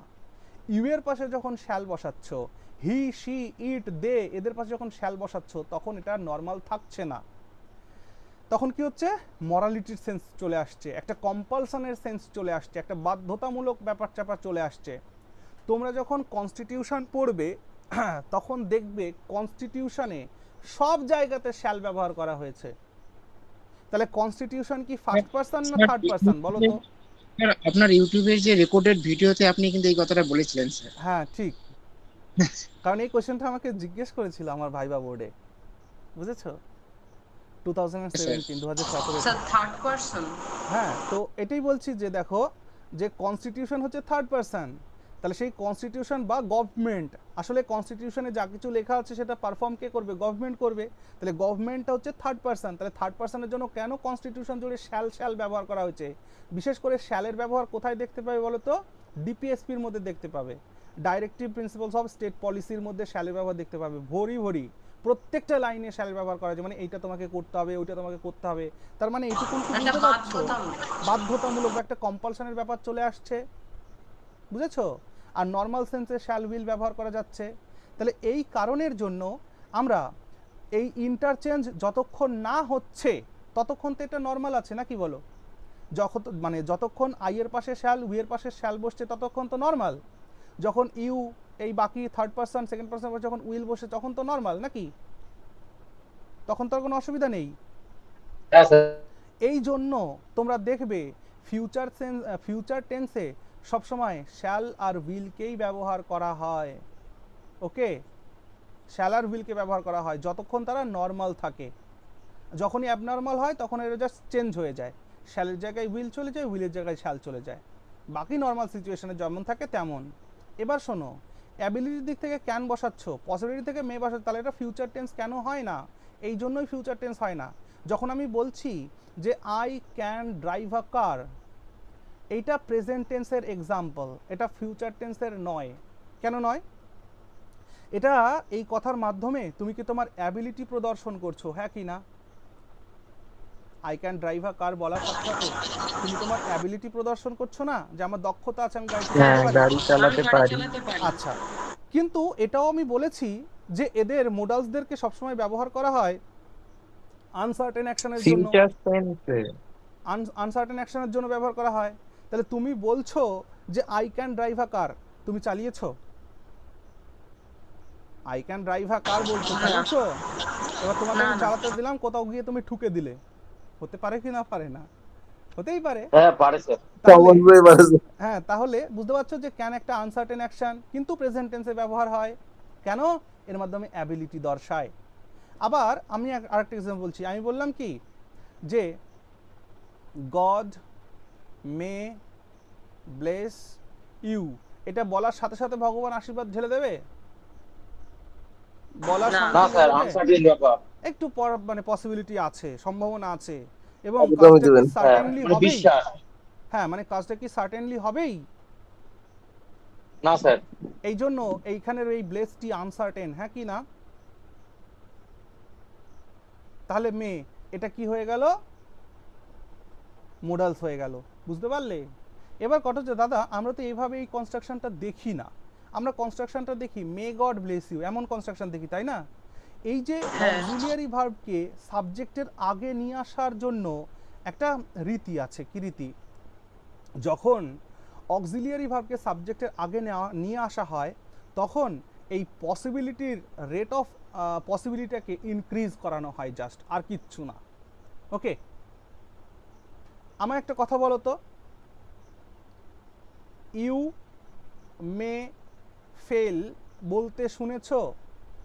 ইউ মে ফেল বলতে শুনেছো নাকি মে ইউ ফেল বলতে শুনেছো? মানে এত You বড় may. এত You বড় may. যে হয়েছো, কোনটা শুনেছো, ইউ মে ফেল নাকি may you fail? You You may may fail. fail. You may fail. তাহলে দেখো আমি এখানে ইউ মে ফেল যখন বলছি তাহলে একটা পসিবিলিটি আছে তোমার ফেল হবার, তার মানে আমি এখানে জোর দিয়ে বলছি না তুমি বেটা ফেল করবেই, এরকম বলছি না তো। কিন্তু যখন আমরা আশীর্বাদের কথা বলছি তখন আমরা মেয়েকে আগে নিয়ে যাচ্ছি কেন? কারণ এই কাজটা যাতে হয়, রেট অফ পসিবিলিটি যাতে ইনক্রিজ করে সেই কারণে, বুঝলে? স্যার স্যার এটা মেয়েটাকে তো এই অভিশাপ শোনো শোনো, দেওয়ার মতো হয়ে একবার যাচ্ছে, শোনো, তুমি ভালো ফেল করে শোনো, করে ভালো যাও। করে শোনো। হ্যাঁ, সেটাই আমি ব্যাখ্যা করছি। দেখো এই যে আলোচনাটা আজকে হচ্ছে খুব সূক্ষ্ম সূক্ষ্ম আলোচনা হচ্ছে, তোমরা বুঝতে পারলে ভালো, না বুঝতে পারলেও ভালো। হ্যাঁ, কিন্তু বুঝতে পারলে আমার ভালো লাগবে যে আমি বোঝাতে পারছি। তাহলে আমি বললাম যখন একটা নেগেটিভ স্টেটমেন্ট আসে সেই নেগেটিভ স্টেটমেন্টে কেন আমরা মেয়েকে সাবজেক্টের আগে নেই না, এটা বুঝেছো? কারণ মেয়ে যখনই সাবজেক্টের আগে চলে যায় তখন রেট অফ পসিবিলিটি ইনক্রিজ করে। তাই নেগেটিভ কথায় কখনো আমরা পসিবিলিটিটাকে কি ইনক্রিজ করি? May you death, may you die বলি না, ইউ মে ডাই বলি। স্যার আমরা কি এটা বলি যে ইউ মে লিভ লং না মে ইউ লিভ লং? একদমই তাই। দেখো মে ইউ লিভ লং এটাই সঠিক ওটা কথা। পজিটিভ বাক্য হয়ে একটা পজিটিভ হ্যাঁ, সেন্স। হ্যাঁ হ্যাঁ, আমি এটাই বলছি। দেখো আমরা কখনো যে এরকম তার মানে স্যার যে কোনো পজিটিভ সেন্সে আমরা মেয়েটাকে আগে নিই, আর যে কোনো নেগেটিভ সেন্সে আমরা মেয়েটাকে মাঝখানে রাখি। হ্যাঁ কারণ কি দেখো মেয়ে যখনই সাবজেক্টের আগে চলে যাবে না, খেয়াল রাখবে, মেয়ে যখনই সাবজেক্টের আগে চলে যাবে তখনই রেট অফ পসিবিলিটি ইনক্রিজ করবে। তাই নেগেটিভ কথাবার্তায় আমরা রেট অফ পসিবিলিটি কি বাড়াতে চাই কখনো?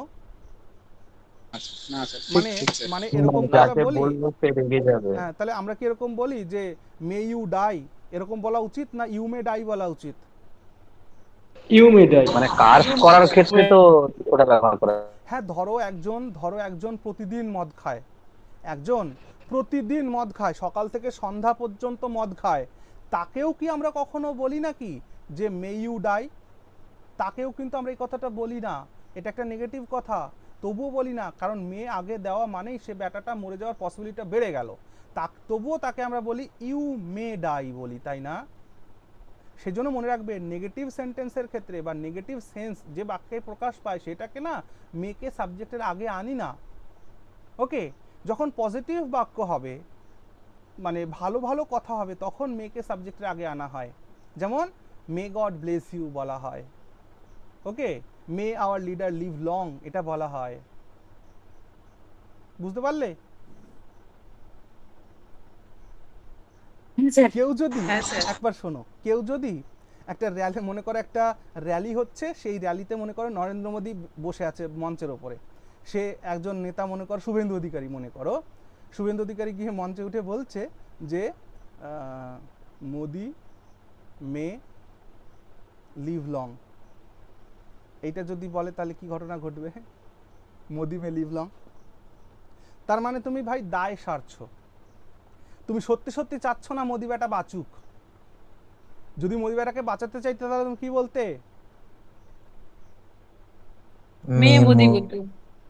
বুঝতে পারছো ব্যাপারটা কি হচ্ছে? হ্যাঁ তাহলে যখনই ও দাদা, সাবজেক্টে আজকের ঘটনাটা একজন বেঁচে গেছে, ওইটা দেখেছো? একজনই জাস্ট বেঁচেছে। আজকে কি বলতো, আজকে আমি সারাদিনই বাড়ির বাইরে তো, যার কারণে এই ওই খবরটা দেখতে প্লেন পাইনি আমি। ক্র্যাশ যেটা হয়েছে গো, লন্ডন ওই যাওয়ার গুজরাটের ফ্লাইট যে প্লেন ক্র্যাশ। হ্যাঁ, থেকে। ওইটা কোথায় হয়েছে ওই ঘটনাটা? আহমেদাবাদে গুজরাটে। হয়েছে। আহমেদাবাদ। আহমেদাবাদ। আহমেদাবাদ তো লন্ডন। মানে জাস্ট আফটার টেক অফ। হ্যাঁ হ্যাঁ, জাস্ট হ্যাঁ কিছুক্ষণ পরে আচ্ছা, 240 জন মারা গেছে, একজনই বেঁচেছে। ছি ছি ছি, খুব খুব ভয়ানক, খুব ভয়ানক। তারপর উনি আবার একটা বাঁচলো কি করে মেডিকেল এটাই দেখার, মানে কলেজ উনি কি করে হস্টেলের বেঁচে উপরে গেল। পড়েছে। তার মানে যেখানে এবং সবাই তখন লাঞ্চ করছিল কি অবস্থা। ওই সময়টায়। ওই ফ্লাইটে আবার হস্টেলের এক্স স্টুডেন্টও মারা গেছে, এক্স সিএম মেডিকেল ছিল হস্টেল। গুজরাটের। হুম। একজন কি হ্যাঁ, করে বেঁচে গেল, আমার ভিডিওটা দেখছিলাম, উনি মানে টলতে টলতে মানে খোঁড়াতে খোঁড়াতে বেরোচ্ছেন, বেশ ঠান্ডামার্কা চেহারা। বললো যে কি করে লাফ বেঁচে দিয়ে গেলেন উনি? দিয়েছিল, জাম্প করে দিয়েছিল নাকি। কি অবস্থা, কি অবস্থা। দেখো আর সবাই লাঞ্চ এয়ার করছিল ওই সময় হসপিটালটাতে। এর একটা অবশ্যই ইয়ে হওয়া উচিত, এনকোয়ারি হওয়া উচিত কি দিয়ে কি হলো না হলো। সো এটা খুবই একটা দুঃখদ একটা খবর। সো ভগবানের কাছে মানে প্রার্থনা করব এয়ারপোর্টে যাতে 3-4-5 কিলোমিটারের আশেপাশে কোনো হাই রাইজ বিল্ডিং থাকাই উচিত নয়, যেটা আমাদের কলকাতা এয়ারপোর্টেও আছে, নিশ্চয়ই আহমেদাবাদেও আছে। হুম, ড্রাইভার স্যার ওই মানে কিছু সেকেন্ড আগে ইয়েতে খবর দিয়ে দিয়েছিল, কিন্তু পাইলট কিন্তু ইয়ে করতে পারেনি, মানে রুখতে পারেনি। এবং যেটা সন্দেহ করা হচ্ছে নাকি এক ঝাঁক পাখি উড়ে যাচ্ছিল এবং সেগুলো ঢুকে গিয়ে ইঞ্জিন ক্লট করেছে, আচ্ছা এরকমই আচ্ছা মানে আচ্ছা। মূলত কোনো কিছু জানা যায় না। যাই হোক, আজকে আমরা আমাদের ক্লাস থেকে মানে এই বিদেহী আত্মা সকলের যাতে সকলের যাতে আত্মার শান্তি হয় সেই জন্য আমরা ভগবানের কাছে প্রার্থনা করি। যে দেশে তারা গেছেন সেখানে যেন তারা ভালো থাকেন, ভগবান তাদের গোলকধামে স্থান দিক। ওকে, চলো তাহলে দাদা।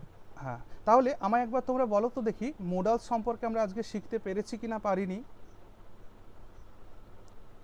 হ্যাঁ দাদা। হ্যাঁ স্যার। এবার আমি কয়েকটা প্রশ্ন করব, তোমরা আমাকে উত্তর দেবে। আমার প্রথম প্রশ্ন, মোডালস অক্সিলিয়ারি বা মোডাল অক্সিলিয়ারি ভার্বগুলো কোন ধরনের ভার্বের ক্ষেত্রে ব্যবহার হয়? এক কথা উত্তর দেবে কিন্তু। কোন ধরনের ভার্বের জন্য? Uncertain action. ভেরি গুড, সুন্দর উত্তর পেয়েছি। 2 নম্বর প্রশ্ন, আনসার্টেন অ্যাকশনস বলতে আমরা কোন সময়কালের কাজটাকে বুঝি? ফিউচার। ফিউচার। বেশ, তাহলে ফিউচার টেন্সে আমরা শ্যাল আর উইল কেন ব্যবহার করি, এটা কি ক্লিয়ার হয়েছে? হ্যাঁ হ্যাঁ হ্যাঁ স্যার। Very good. আচ্ছা, একটা কোশ্চেন ছিল। হ্যাঁ দাঁড়াও, আমার এই প্রশ্নটা আমরা শেষ হোক, তারপর উত্তর দেবো। মোরালিটি এক মিনিট শোনো, দাঁড়াও, আমার নেক্সট কোয়েশ্চেনটা হোক, তারপর তোমার প্রশ্ন শুনছি। আচ্ছা, তারপরে বলো, আমরা তাহলে ক্যান আর মে এই দুটোকে ফিউচার টেন্সে কেন ব্যবহার করি না? কারণ ওটা প্রেজেন্টে না, হয়ে যায়, কারণ এই জন্য ক্যানের দ্বারা ফিউচার ব্যবহার। অ্যাবিলিটি শো হয় আর মে দ্বারা পসিবিলিটি শো হয়, পসিবিলিটি। যার কারণে এটাকে আমরা ফিউচার টেন্সে দেই না। ওকে, বুঝতে পারলে? এর মধ্যে একটু হ্যাঁ। ডিটেইল চলে আসে, ব্যাস। এবার বলো কি প্রশ্ন ছিল। হ্যাঁ, বলছিলাম ওইখানে মোরালিটিতে শ্যাল উইল আছে ফিউচারে, যেটা আমরা ইউজ করছি। হ্যাঁ। হ্যাঁ, ওটা আপনি বললেন যে যখন আমরা মোরালিটি দেখাই তখন আমরা আই আর উই এর সঙ্গে শ্যাল যেটা নর্মালি ব্যবহার করি, আর উইল অন্যান্য আর সবার সঙ্গে বসে। হুম। কিন্তু যখন ওটা অব্লিগেশন চলে আসে তখন উল্টে যায়। হ্যাঁ, মানে আই আর বি এর সঙ্গে আমরা উইল ব্যবহার করি, বাদ বাকি সবার বাধ্যবাধকতা যখন চলে আসে। কিন্তু তখন তাহলে আই এর সঙ্গে যে উইল ব্যবহার করছি, তাহলে ওখানে মোরালিটির ব্যাপারটা কি হচ্ছে, ব্যাপারটা একটু হ্যাঁ, তখন ওটা আর থাকছে না, ঠিক আছে? তখন ওই মোরালিটি সেন্সার থাকছে না, কারণ স্ট্রাকচারটাই চেঞ্জ হয়ে যাচ্ছে না। মানে আই উই এর পাশে যতক্ষণ শ্যাল আছে, ঠিক আছে? ব্যাপারটাকে আমি একটু ভালো করে বলি। দেখো, আমি যখন বললাম, মনে করো তোমার নাম বলো। শুভঙ্কর বলছে, হ্যাঁ, শুভঙ্কর বলছে যে আই শ্যাল বিট ইউ, আমাকে বলছে শুভঙ্কর, আমাকে বলছে আই শ্যাল বিট ইউ। তাহলে আমার সেরকম ভয় পাওয়ার দরকার নেই, ওকে? কিন্তু যখন শুভঙ্কর আমাকে বলবে যে আই উইল বিট ইউ, তখন আমার ভয় পাওয়ার দরকার আছে। আমি কি বোঝাতে পেরেছি? মারবেই। কারণ যখন শুভঙ্কর বলছে আই শ্যাল বিট ইউ, তার মানে ফিউচারের কাজ হচ্ছে, ও ঠিক আছে বলেছে মারবে মারবে, ও ঠিক আছে দেখে নেবো। আমি মারতে পারি, হ্যাঁ। নাও পারি, ব্যাপারটা এরকম। মানে ফিউচার টেন্সের কাজ তো, ফিউচার টেন্সে যা কিছু হবে সেগুলো হ্যাঁ। আনসার্টেন অ্যাকশন হলো। কিন্তু যখন শুভঙ্কর আমাকে বলছে যে আই উইল বিট ইউ, এর মানে ভাই তুমি প্রস্তুত হও, তোমাকে আমি মারবই। বোঝা গেছে? স্যার একটু আগে তো আপনি বললেন যে আই আর উই এর ক্ষেত্রে সেল ব্যবহার হয়, যখন আবার সেল না হয় উইল হয় তখন ওটা অন্য কেস হয়ে যায়। হ্যাঁ সেটাই। ওকে বেশ, আচ্ছা তাহলে মোডালসও বোঝা গেল। এবার বলো দেখি মোডালসের পরে আমি কি ভার্বের থার্ড ফর্ম, ফোর্থ ফর্ম এগুলো বসাবো না রুট ভার্ব বসাবো? Root form. রুট ভাব বসবে তো। Root form Verb। 100% সবসময় রুট ফর্ম বসবে। ক্লিয়ার হলো? Very good. এবার আসো প্রাইমারি, তাহলে সেকেন্ডারি অক্সিলিয়ারি ভার্ব ক্লিয়ার হয়েছে সবার? মোডালস অ্যান্ড ডামি, যেহেতু এটা ক্লাস রেকর্ড হচ্ছে সো এটা সবাই পেয়ে যাবে। আচ্ছা এবার আসো প্রাইমারি অক্সিলিয়ারি ভার্ব। আমি বলেছি দেখো প্রাইমারি অক্সিলিয়ারি ভার্ব পরে হয় V3 নাহলে V4 বসবে। মনে রাখবে প্রাইমারি অক্সিলিয়ারি ভার্বের ক্ষেত্রে বি ভার্বের পরে অ্যাক্টিভ ভয়েস যদি হয় তাহলে V4 বসবে, আর অ্যাক্টিভ ভয়েস হলে হ্যাভ ভার্বের পরে V3 বসবে। ওকে এইটুকু মাথায় রাখো। তাহলে বি ভার্বের পরে V4 বসবে। যখন বি ভার্বের পরে V4 বসে তখন এইটাকে আমরা বলি হচ্ছে কন্টিনিউয়াস টেন্স। কি বলি? কি বলি? Continuous tense. আর হ্যাভ ভার্বের পরে V3 যখন বসে তখন তাকে আমরা বলি পারফেক্ট টেন্স। না না প্রেজেন্ট নয়, পারফেক্ট টেন্স। ওকে তখন তাকে আমরা কি বলি? Perfect tense. এখনো কিন্তু প্রেজেন্ট পাস্ট ফিউচার কিচ্ছু আসেনি, বুঝতে পারছো? এটা জাস্ট কন্টিনিউয়াস টেন্স এসছে, এটা পারফেক্ট টেন্স এসছে। এটা কোথাকার প্রেজেন্ট, মানে প্রেজেন্টের কন্টিনিউয়াস কিনা, পাস্টের কন্টিনিউয়াস কিনা, ফিউচারের কন্টিনিউয়াস কিনা এখনো আসেনি। জাস্ট এদের কন্টিনিউয়াস টেন্সের ফর্মটা হয়েছে এখানে, পারফেক্টের ফর্মটা হয়েছে এখানে। কেন? কারণ এখানে হ্যাভ আর বি দুটোকেই আমি রুট ভার্ব নিয়েছি। তো রুট ভার্ব তো কখনো টেন্স ক্যারি করতে পারে না। Are you getting? Root verb যেহেতু কোনো টেন্স ক্যারি করতে পারে না, তাই বি ভার্ব আর হ্যাভ ভার্বকে কি করে বলবো যে এটা পাস্টে আসে না প্রেজেন্টে আসে? বুঝলে? ব্যাস ছেড়ে দাও, শুধু এটুকুন জানো বি ভার্বের পরে V4 বসে, হ্যাভ ভার্বের পরে V3 বসে। বি ভার্বের পরে যখন V4 বসে তখন তাকে বলা হয় কন্টিনিউয়াস টেন্স, হ্যাভ ভার্বের পরে যখন V3 বসে তখন তাকে বলা হয় পারফেক্ট টেন্স। ক্লিয়ার? তাহলে অক্সিলিয়ারি ভার্বটা কি ক্লিয়ার হলো সবার? তাহলে অক্সিলিয়ারি ভার্ব দুই প্রকার, primary auxiliary verb, secondary auxiliary verb. Primary auxiliary ভার্বের হচ্ছে বি ভার্ব আর হ্যাভ ভার্ব। বি ভার্বের পরে অ্যাক্টিভ ভয়েসে সবসময় V4 বসবে, মানে ভার্বের প্রেজেন্ট পার্টিসিপল ফর্ম বসবে, আর হ্যাভ ভার্বের পরে সবসময় ভার্বের third form that is past participle form বসবে। ক্লিয়ার?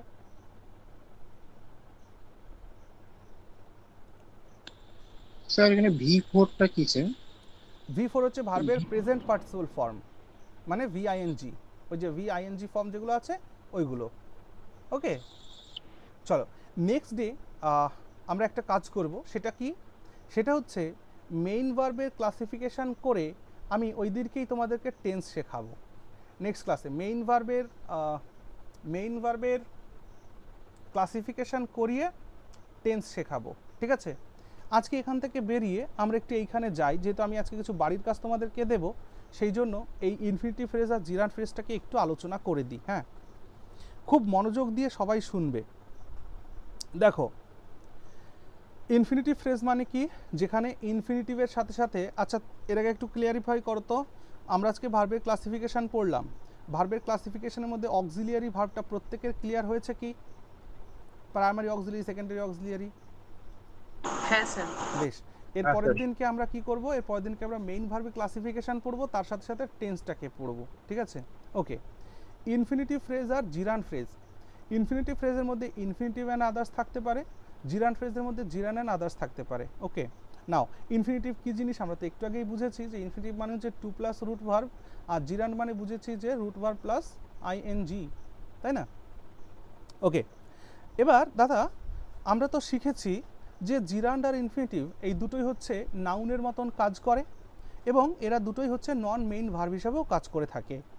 তাহলে দাদা ইনফিনিটিভ ফ্রেজেরও যা যা কাজ হবে জিরান্ট ফ্রেজেরও তাই তাই কাজ হওয়া উচিত, তাই তো নাকি? তাই না বলো? যেহেতু ইনফিনিটিভও নাউনের কাজ করে, জিরান্ডও নাউনের কাজ করে। ইনফিনিটিভের মধ্যেও ভার্বাল টেন্ডেন্সি আছে, জিরান্ডের মধ্যেও ভার্বাল টেন্ডেন্সি আছে। তাহলে ব্যাপারটা দাঁড়াচ্ছে যে ইনফিনিটিভ ফ্রেজ দিয়েও যা যা হবে জিরান্ড ফ্রেজ দিয়েও তাই হবে, এমনটাই হওয়া উচিত তো নাকি? উচিত, হ্যাঁ। কিন্তু এমনটা হয় না। কেন হয় না? খুব পরিষ্কারভাবে মনে রাখবে যে আগে জিরান্ডের কথা বলি। জিরান্ড ফ্রেজ শুধুমাত্র নাউন হিসেবেই কাজ করে। তাহলে পয়েন্টটা লেখো, অলওয়েজ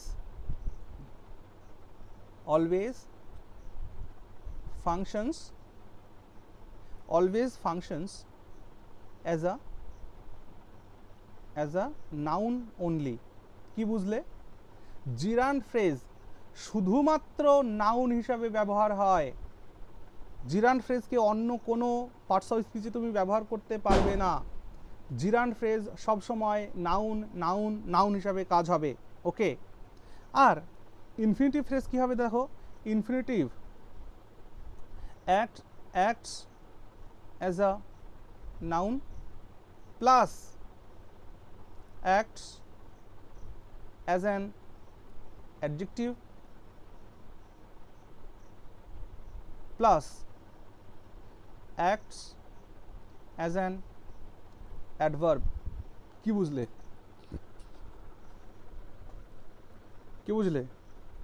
এটাই বুঝলে? নাউন, অ্যাডজেক্টিভ, অ্যাডভার্বের মতো তিনটে মতোই কাজ করবে। হ্যাঁ, তাহলে ইনফিনিটিভ ফ্রেজ আর জিরান্ড ফ্রেজের মধ্যে দেখলাম জিরান্ড ফ্রেজ শুধুমাত্র নাউনের মতন কাজ করবে।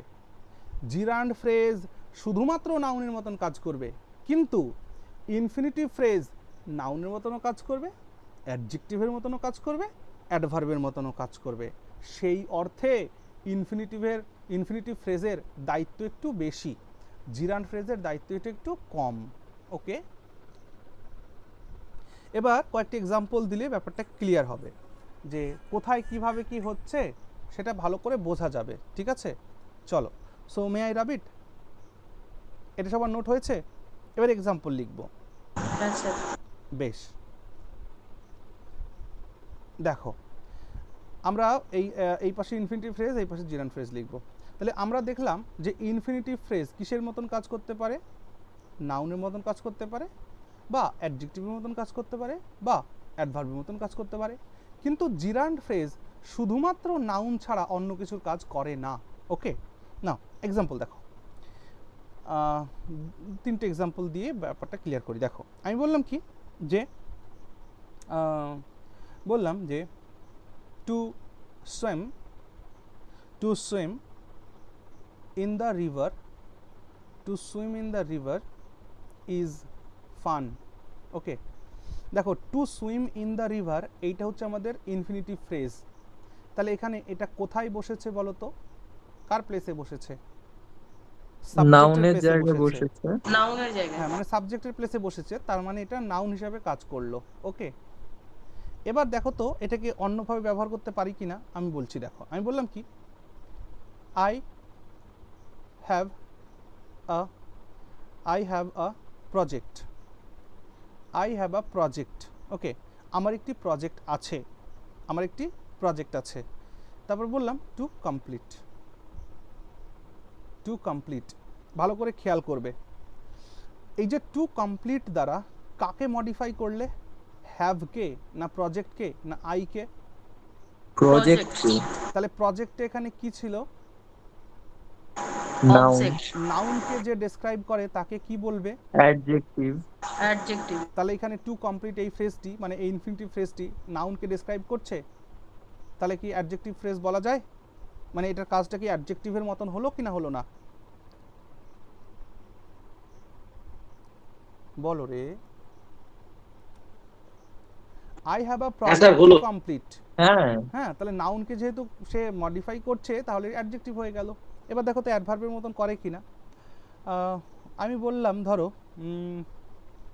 আমি বললাম যে হি ওয়ার্কড হার্ড। এর মানে কি? হি ওয়ার্কড হার্ড, সে কঠোর পরিশ্রম করত। হ্যাঁ, সে কঠোর পরিশ্রম করেছিল বা কঠোর কাজ করেছিল। এবার বললাম যে টু সাকসিড, টু সাকসিড। এবার বলো তো দেখি, হার্ড কোন parts of speech? He worked hard, সে কঠোর পরিশ্রম করেছিল। এই হার্ডটার সাথে যে Adjective. কাকে ডেসক্রাইব করছো, ভার্বকে ডেসক্রাইব What কে? করছো, তাহলে ভার্বকে যে ডেসক্রাইব হয় সে কি হয় নিজে? Adverb. অ্যাডভার্ব হয়। হয়। আর অ্যাডভার্বকে যদি কেউ ডেসক্রাইব করে তাহলে সে কি হয়? Adjective. হয়। Sorry. হ্যাঁ, অ্যাডজেক্টিভ, না না কোনো অসুবিধা নেই, ঠিক আছে। দেখো আমরা মাস্টার মানুষ তো এরকম শুনলে ওরকম বলি আমরা, কিন্তু এটাকে অন্যভাবে নিও না, ঠিক আছে, সরি বলার দরকার নেই। দেখো তাহলে কি, অ্যাডজেক্টিভের একমাত্র কাজই হচ্ছে নাউনকে ডেসক্রাইব করা, ঠিক আছে, অ্যাডজেক্টিভের আর অন্য কোনো কাজ নেই। কিন্তু অ্যাডভার্বের কাজ আছে। অ্যাডভার্ব কি করতে পারে আমি তোমাদের আগের ক্লাসে বলেছি, যারা আমার কাছে আগে পড়েছো ইংরেজি, বলেছি না অ্যাডভার্ব হচ্ছে এই বর্তমানে সেই তৃণমূল নেতাদের মতন, এরা পারে না এমন কিছু নেই, এরা সব পারে। প্রিপোজিশন ছাড়া বোধহয় সবই পারে না না নাকি ভাই, একটা প্রেপোজিশন কেউ ডেসক্রাইব করতে পারে। একটা অ্যাডভার্ব আমরা জানতাম যে অ্যাডভার্ব ভার্বকে ডেসক্রাইব করে, শুধু অ্যাডভার্ব ভার্বকে ডেসক্রাইব করে তা নয়। অ্যাডভার্ব, হ্যালো, হ্যাঁ আমি পড়াচ্ছি তো, বলছি যে অ্যাডভার্ব শুধু যে ভার্বকে ডেসক্রাইব করে তা নয়, একটা অ্যাডভার্ব ভার্বকে ডেসক্রাইব করে, অ্যাডজেক্টিভকে ডেসক্রাইব করে এবং নিজেকেও ডেসক্রাইব করে। তার মানে একটা অ্যাডভার্ব সে ভার্বকে ডেসক্রাইব করবে, অবাক হওয়ার কিছু নেই, অ্যাডজেক্টিভকে ডেসক্রাইব করবে, এতেও অবাক হওয়ার কিছু নেই, সে নিজেকে মানে আর একটা অ্যাডভার্বকে ডেসক্রাইব করবে, এতেও অবাক হওয়ার কিছু নেই। অবাক হওয়ার কথা কখন? যখন বেটা কোনো একটা নাউনকে ডেসক্রাইব করে দেয় বা কোনো একটা প্রোনাউনকে ডেসক্রাইব করে দেয়। ভালো করে বোঝো, আমরা জানি নাউন বা প্রোনাউনকে তো অ্যাডজেক্টিভ ডেসক্রাইব করে, কিন্তু না, অ্যাডভার্ব হচ্ছে এমন একটা জিনিস, সে বেটা নাউন বা প্রোনাউনকেও ডেসক্রাইব করে দেয়। সে এখানেও ক্ষান্ত থাকে না, সে প্রেপোজিশনকেও ডেসক্রাইব করে দেয়। তাকে প্রেপোজিশনকেও ডেসক্রাইব করে দেয়। তার মানে এর কত বড় এর মানে আওতা দেখতে পাচ্ছ? Verb, adjective, adverb, noun, pronoun, preposition সবাইকে করে। হ্যাঁ, ভাগ্যবশত ওই তোমার কনজাংশন, ইন্টারজেকশন, কনজাংশন, কনজাংশন আর ইন্টারজেকশনকে বাদ দেয়, কিন্তু ইন্টারজেকশনকে বাদ দিলেও কনজাংশনকেও কিন্তু বাদ দেয় না। কেন বাদ দেয় না? আমি একটা এক্সাম্পল দিচ্ছি। তোমরা সবার আগে আমায় বলো যে বিকজ কোন পার্টস অফ স্পিচ? বিকজ কোন parts of speech? Conjunction, join করছে। কনজাংশন, এটা নিয়ে কারো কোনো আপত্তি নেই তো যে বিকজ কনজাংশন? বিকজ হচ্ছে কনজাংশন। না। বেশ, এবার শোনো, আমি বললাম একটা সেন্টেন্স লিখছি, এই সেন্টেন্স দেখে তোমরা বলবা যে সে কনজাংশনকেও ডেসক্রাইব করতে পারে কিনা একটা অ্যাডভার্ব। ওকে, আমি বললাম কি যে he was not allowed to go in just because he did not wash his feet. কি বুঝলে এই সেন্টেন্সের মাধ্যমে? সে তাকে ভেতরে ঢুকতে দেওয়া হলো না কারণ সে পা ধোয়নি। মানে he was not allowed to go in, তাকে ভেতরে ঢুকতে দেওয়া হয়নি। আমি যদি এই জাস্টটাকে না লিখতাম তাহলে কি দাঁড়াতো? He was not allowed to go in because he did not wash his feet. মানে তাকে ভেতরে ঢুকতে দেওয়া হয়নি কারণ সে তার পা ধয়নি বা সে তার পাটা পরিষ্কার করেনি, এটা হলো। কিন্তু যখনই জাস্ট বলছি তখন তার এই যে রিজনটা, এই রিজনটাকে কি মডিফাই করে দিলাম না, বা এই বিকজটাকে আমি ডেসক্রাইব করে দিলাম না? মানে একমাত্র কারণ এটাই যে সে তার পা ধোয়নি, একদম তাই, শুধুমাত্র কারণ। Are very good. তাহলে এই জাস্ট কথাটি বিকজকে ডেসক্রাইব করছে কি না করছে না? তাহলে বিকজ তো হ্যাঁ কনজাংশন। করছে। তাহলে এই জন্য জাস্ট হচ্ছে অ্যাডভার্ব। ওকে, এই জন্য মনে রাখবে যে অ্যাডভার্বের আওতাটা অনেক। এই জন্য ইংরেজি গ্রামারে অ্যাডভার্বকে যদি আমরা খুব ভালোভাবে জেনে ফেলি, হ্যাঁ, তাহলে আমাদের নলেজটাও পরিপূর্ণ হয়। সো ধীরে ধীরে আমাদের এই প্রত্যেকটা পার্টস অফ স্পিচ সম্পর্কে ক্লাস আসবে। যেমন আজকের ক্লাসে আমরা ভার্ব সম্পর্কে একটু করে আলোচনা করেছি, ঠিক আছে। এমন যদি হতো যে আমাকে কেউ স্লাইড তৈরি করে দিত, ঠিক আছে, হ্যাঁ, সিস্টেম সব কিছু রেডি করে দিত, আমার শুধু কাজ হবে পড়ানো, তাহলে মানে দিনে 4-5টা করে ক্লাস করানো যেত। কিন্তু যেহেতু আমার একাকেই সবটা করতে হয়, সেই কারণে এটা আর হয়ে ওঠে না। এবার তোমরা বলবো তাহলে একজনকে নিয়োগ করুন। একজনকে নিয়োগ করলে তো হবে না। কেন হবে না? কারণ আমি যখন একটা ক্লাস রেডি করছি বা আমি যখন একটা তোমাদের প্রেজেন্টেশন রেডি করছি, তখন আমাকে অনেকগুলো ইনফরমেশান গ্যাদার করে সেটাকে করতে হয়, বুঝতে পারলে? যার কারণে ওটা আমি ছাড়া আর হবে না। তাহলে দেখো যে he was not allowed to go in because he did not wash his feet, আর এইখানে গিয়ে দাঁড়ালো জাস্ট, এই জাস্ট কথাটি বিকজটাকে ডিসক্রাইব করে দিল। আবার নাউন প্রোনাউনকেও ডিসক্রাইব করে, প্রেপোজিশনকেও করে। প্রেপোজিশন কী করে করে একবার দেখো। আমি বললাম কি যে the plane was flying over our head. Okay, এর মানে কি? The plane was flying over our head. প্লেনটা আমাদের মাথার উপর দিয়ে উঠছিল। হ্যাঁ, প্লেনটি আমাদের মাথার উপর দিয়ে উড়ছিল। এই ওভারটা প্রেপোজিশন, ইয়েস অর নো? হ্যাঁ একদম। এবার এইখানে দেখো তো একটা শব্দ ঢোকাচ্ছি, এক্স্যাক্টলি। এই এক্স্যাক্টলি কথা দিয়ে কাকে ডেসক্রাইব করে দিলে তুমি? ওভারকে। The plane was flying exactly over our head, ঠিক আমাদের মাথার উপরে, ঠিক আমাদের মাথার উপরে। তার মানে প্রেপোজিশনকেও ডেসক্রাইব করে, করে কি না করে না? এক্স্যাক্টলি হলো অ্যাডভার্ব। বুঝতে পারছো ব্যাপারটা কি হচ্ছে? তাহলে দেখলে কনজাংশনকেও ডেসক্রাইব করে, প্রিপোজিশনকেও ডেসক্রাইব করে, আবার নাউন প্রোনাউনকেও ডেসক্রাইব করতে পারে। কেমন আমি বলি, ধরো তোমরা একটা খাবার টাবার নিয়ে বসেছো, আমি ছেলেদের উদাহরণ দিচ্ছি। মনে করো ছেলেরা 750 ml এর একটা বোতল নিয়ে বসেছে, ঠিক আছে? 750 ml তো থাকে না দাদা, তুমি ডিসক্রিমিনেট করছো কিন্তু, মেয়েরাও বসে।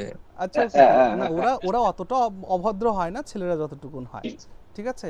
ওরা চিপস নিয়ে বসেছে স্যার, ওরা চিপস নিয়ে বসেছে, ইয়েস। আমরা হয়তো জলজিরা নিয়ে বসি, ওরা চিপস নিয়ে বসে, বা হচ্ছে কেউ গ্রিন অ্যাপেল বা আঙ্গুর এইসব নিয়ে বসে। আচ্ছা ওকে ওকে, ঠিক আছে। তো ধরো 750 ml নিয়ে তোমরা বসেছো, 750 হয় না, 750 ml, হ্যাঁ 750 ml নিয়ে বসেছো।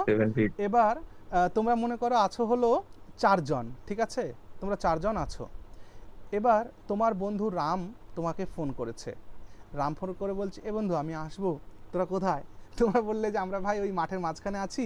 তাহলে আয় তুই, আর কি 4 জন আছে, 5 জনে হয়ে যাবে, অসুবিধা নেই। এবার রাম বলছে কি যে এই না, আমার সঙ্গে না আর একটা বন্ধু আছে, ওকে নিয়ে আসবো।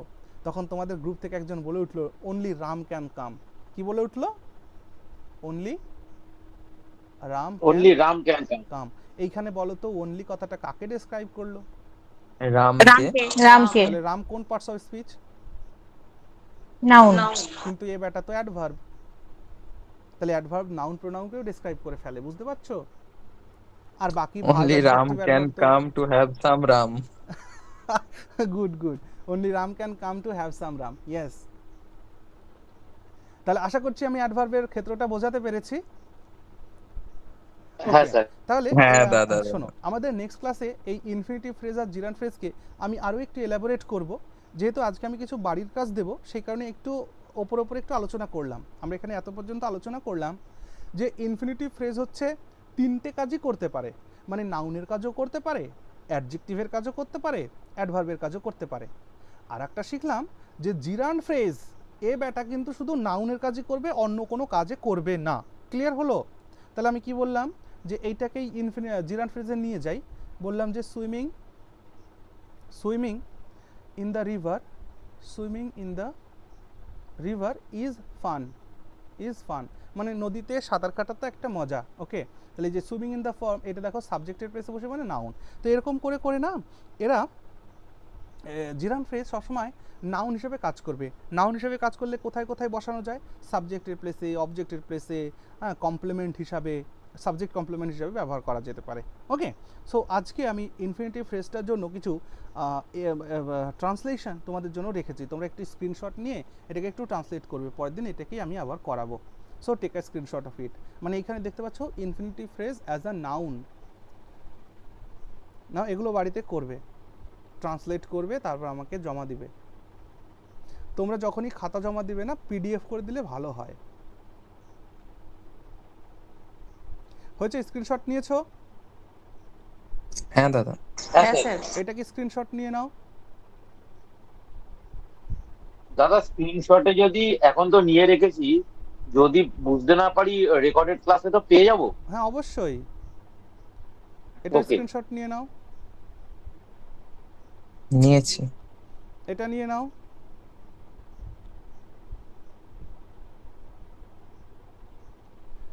থাক, এই কটাই থাকলো। তাহলে আজকে আমাদের কি পড়া দেওয়া থাকলো?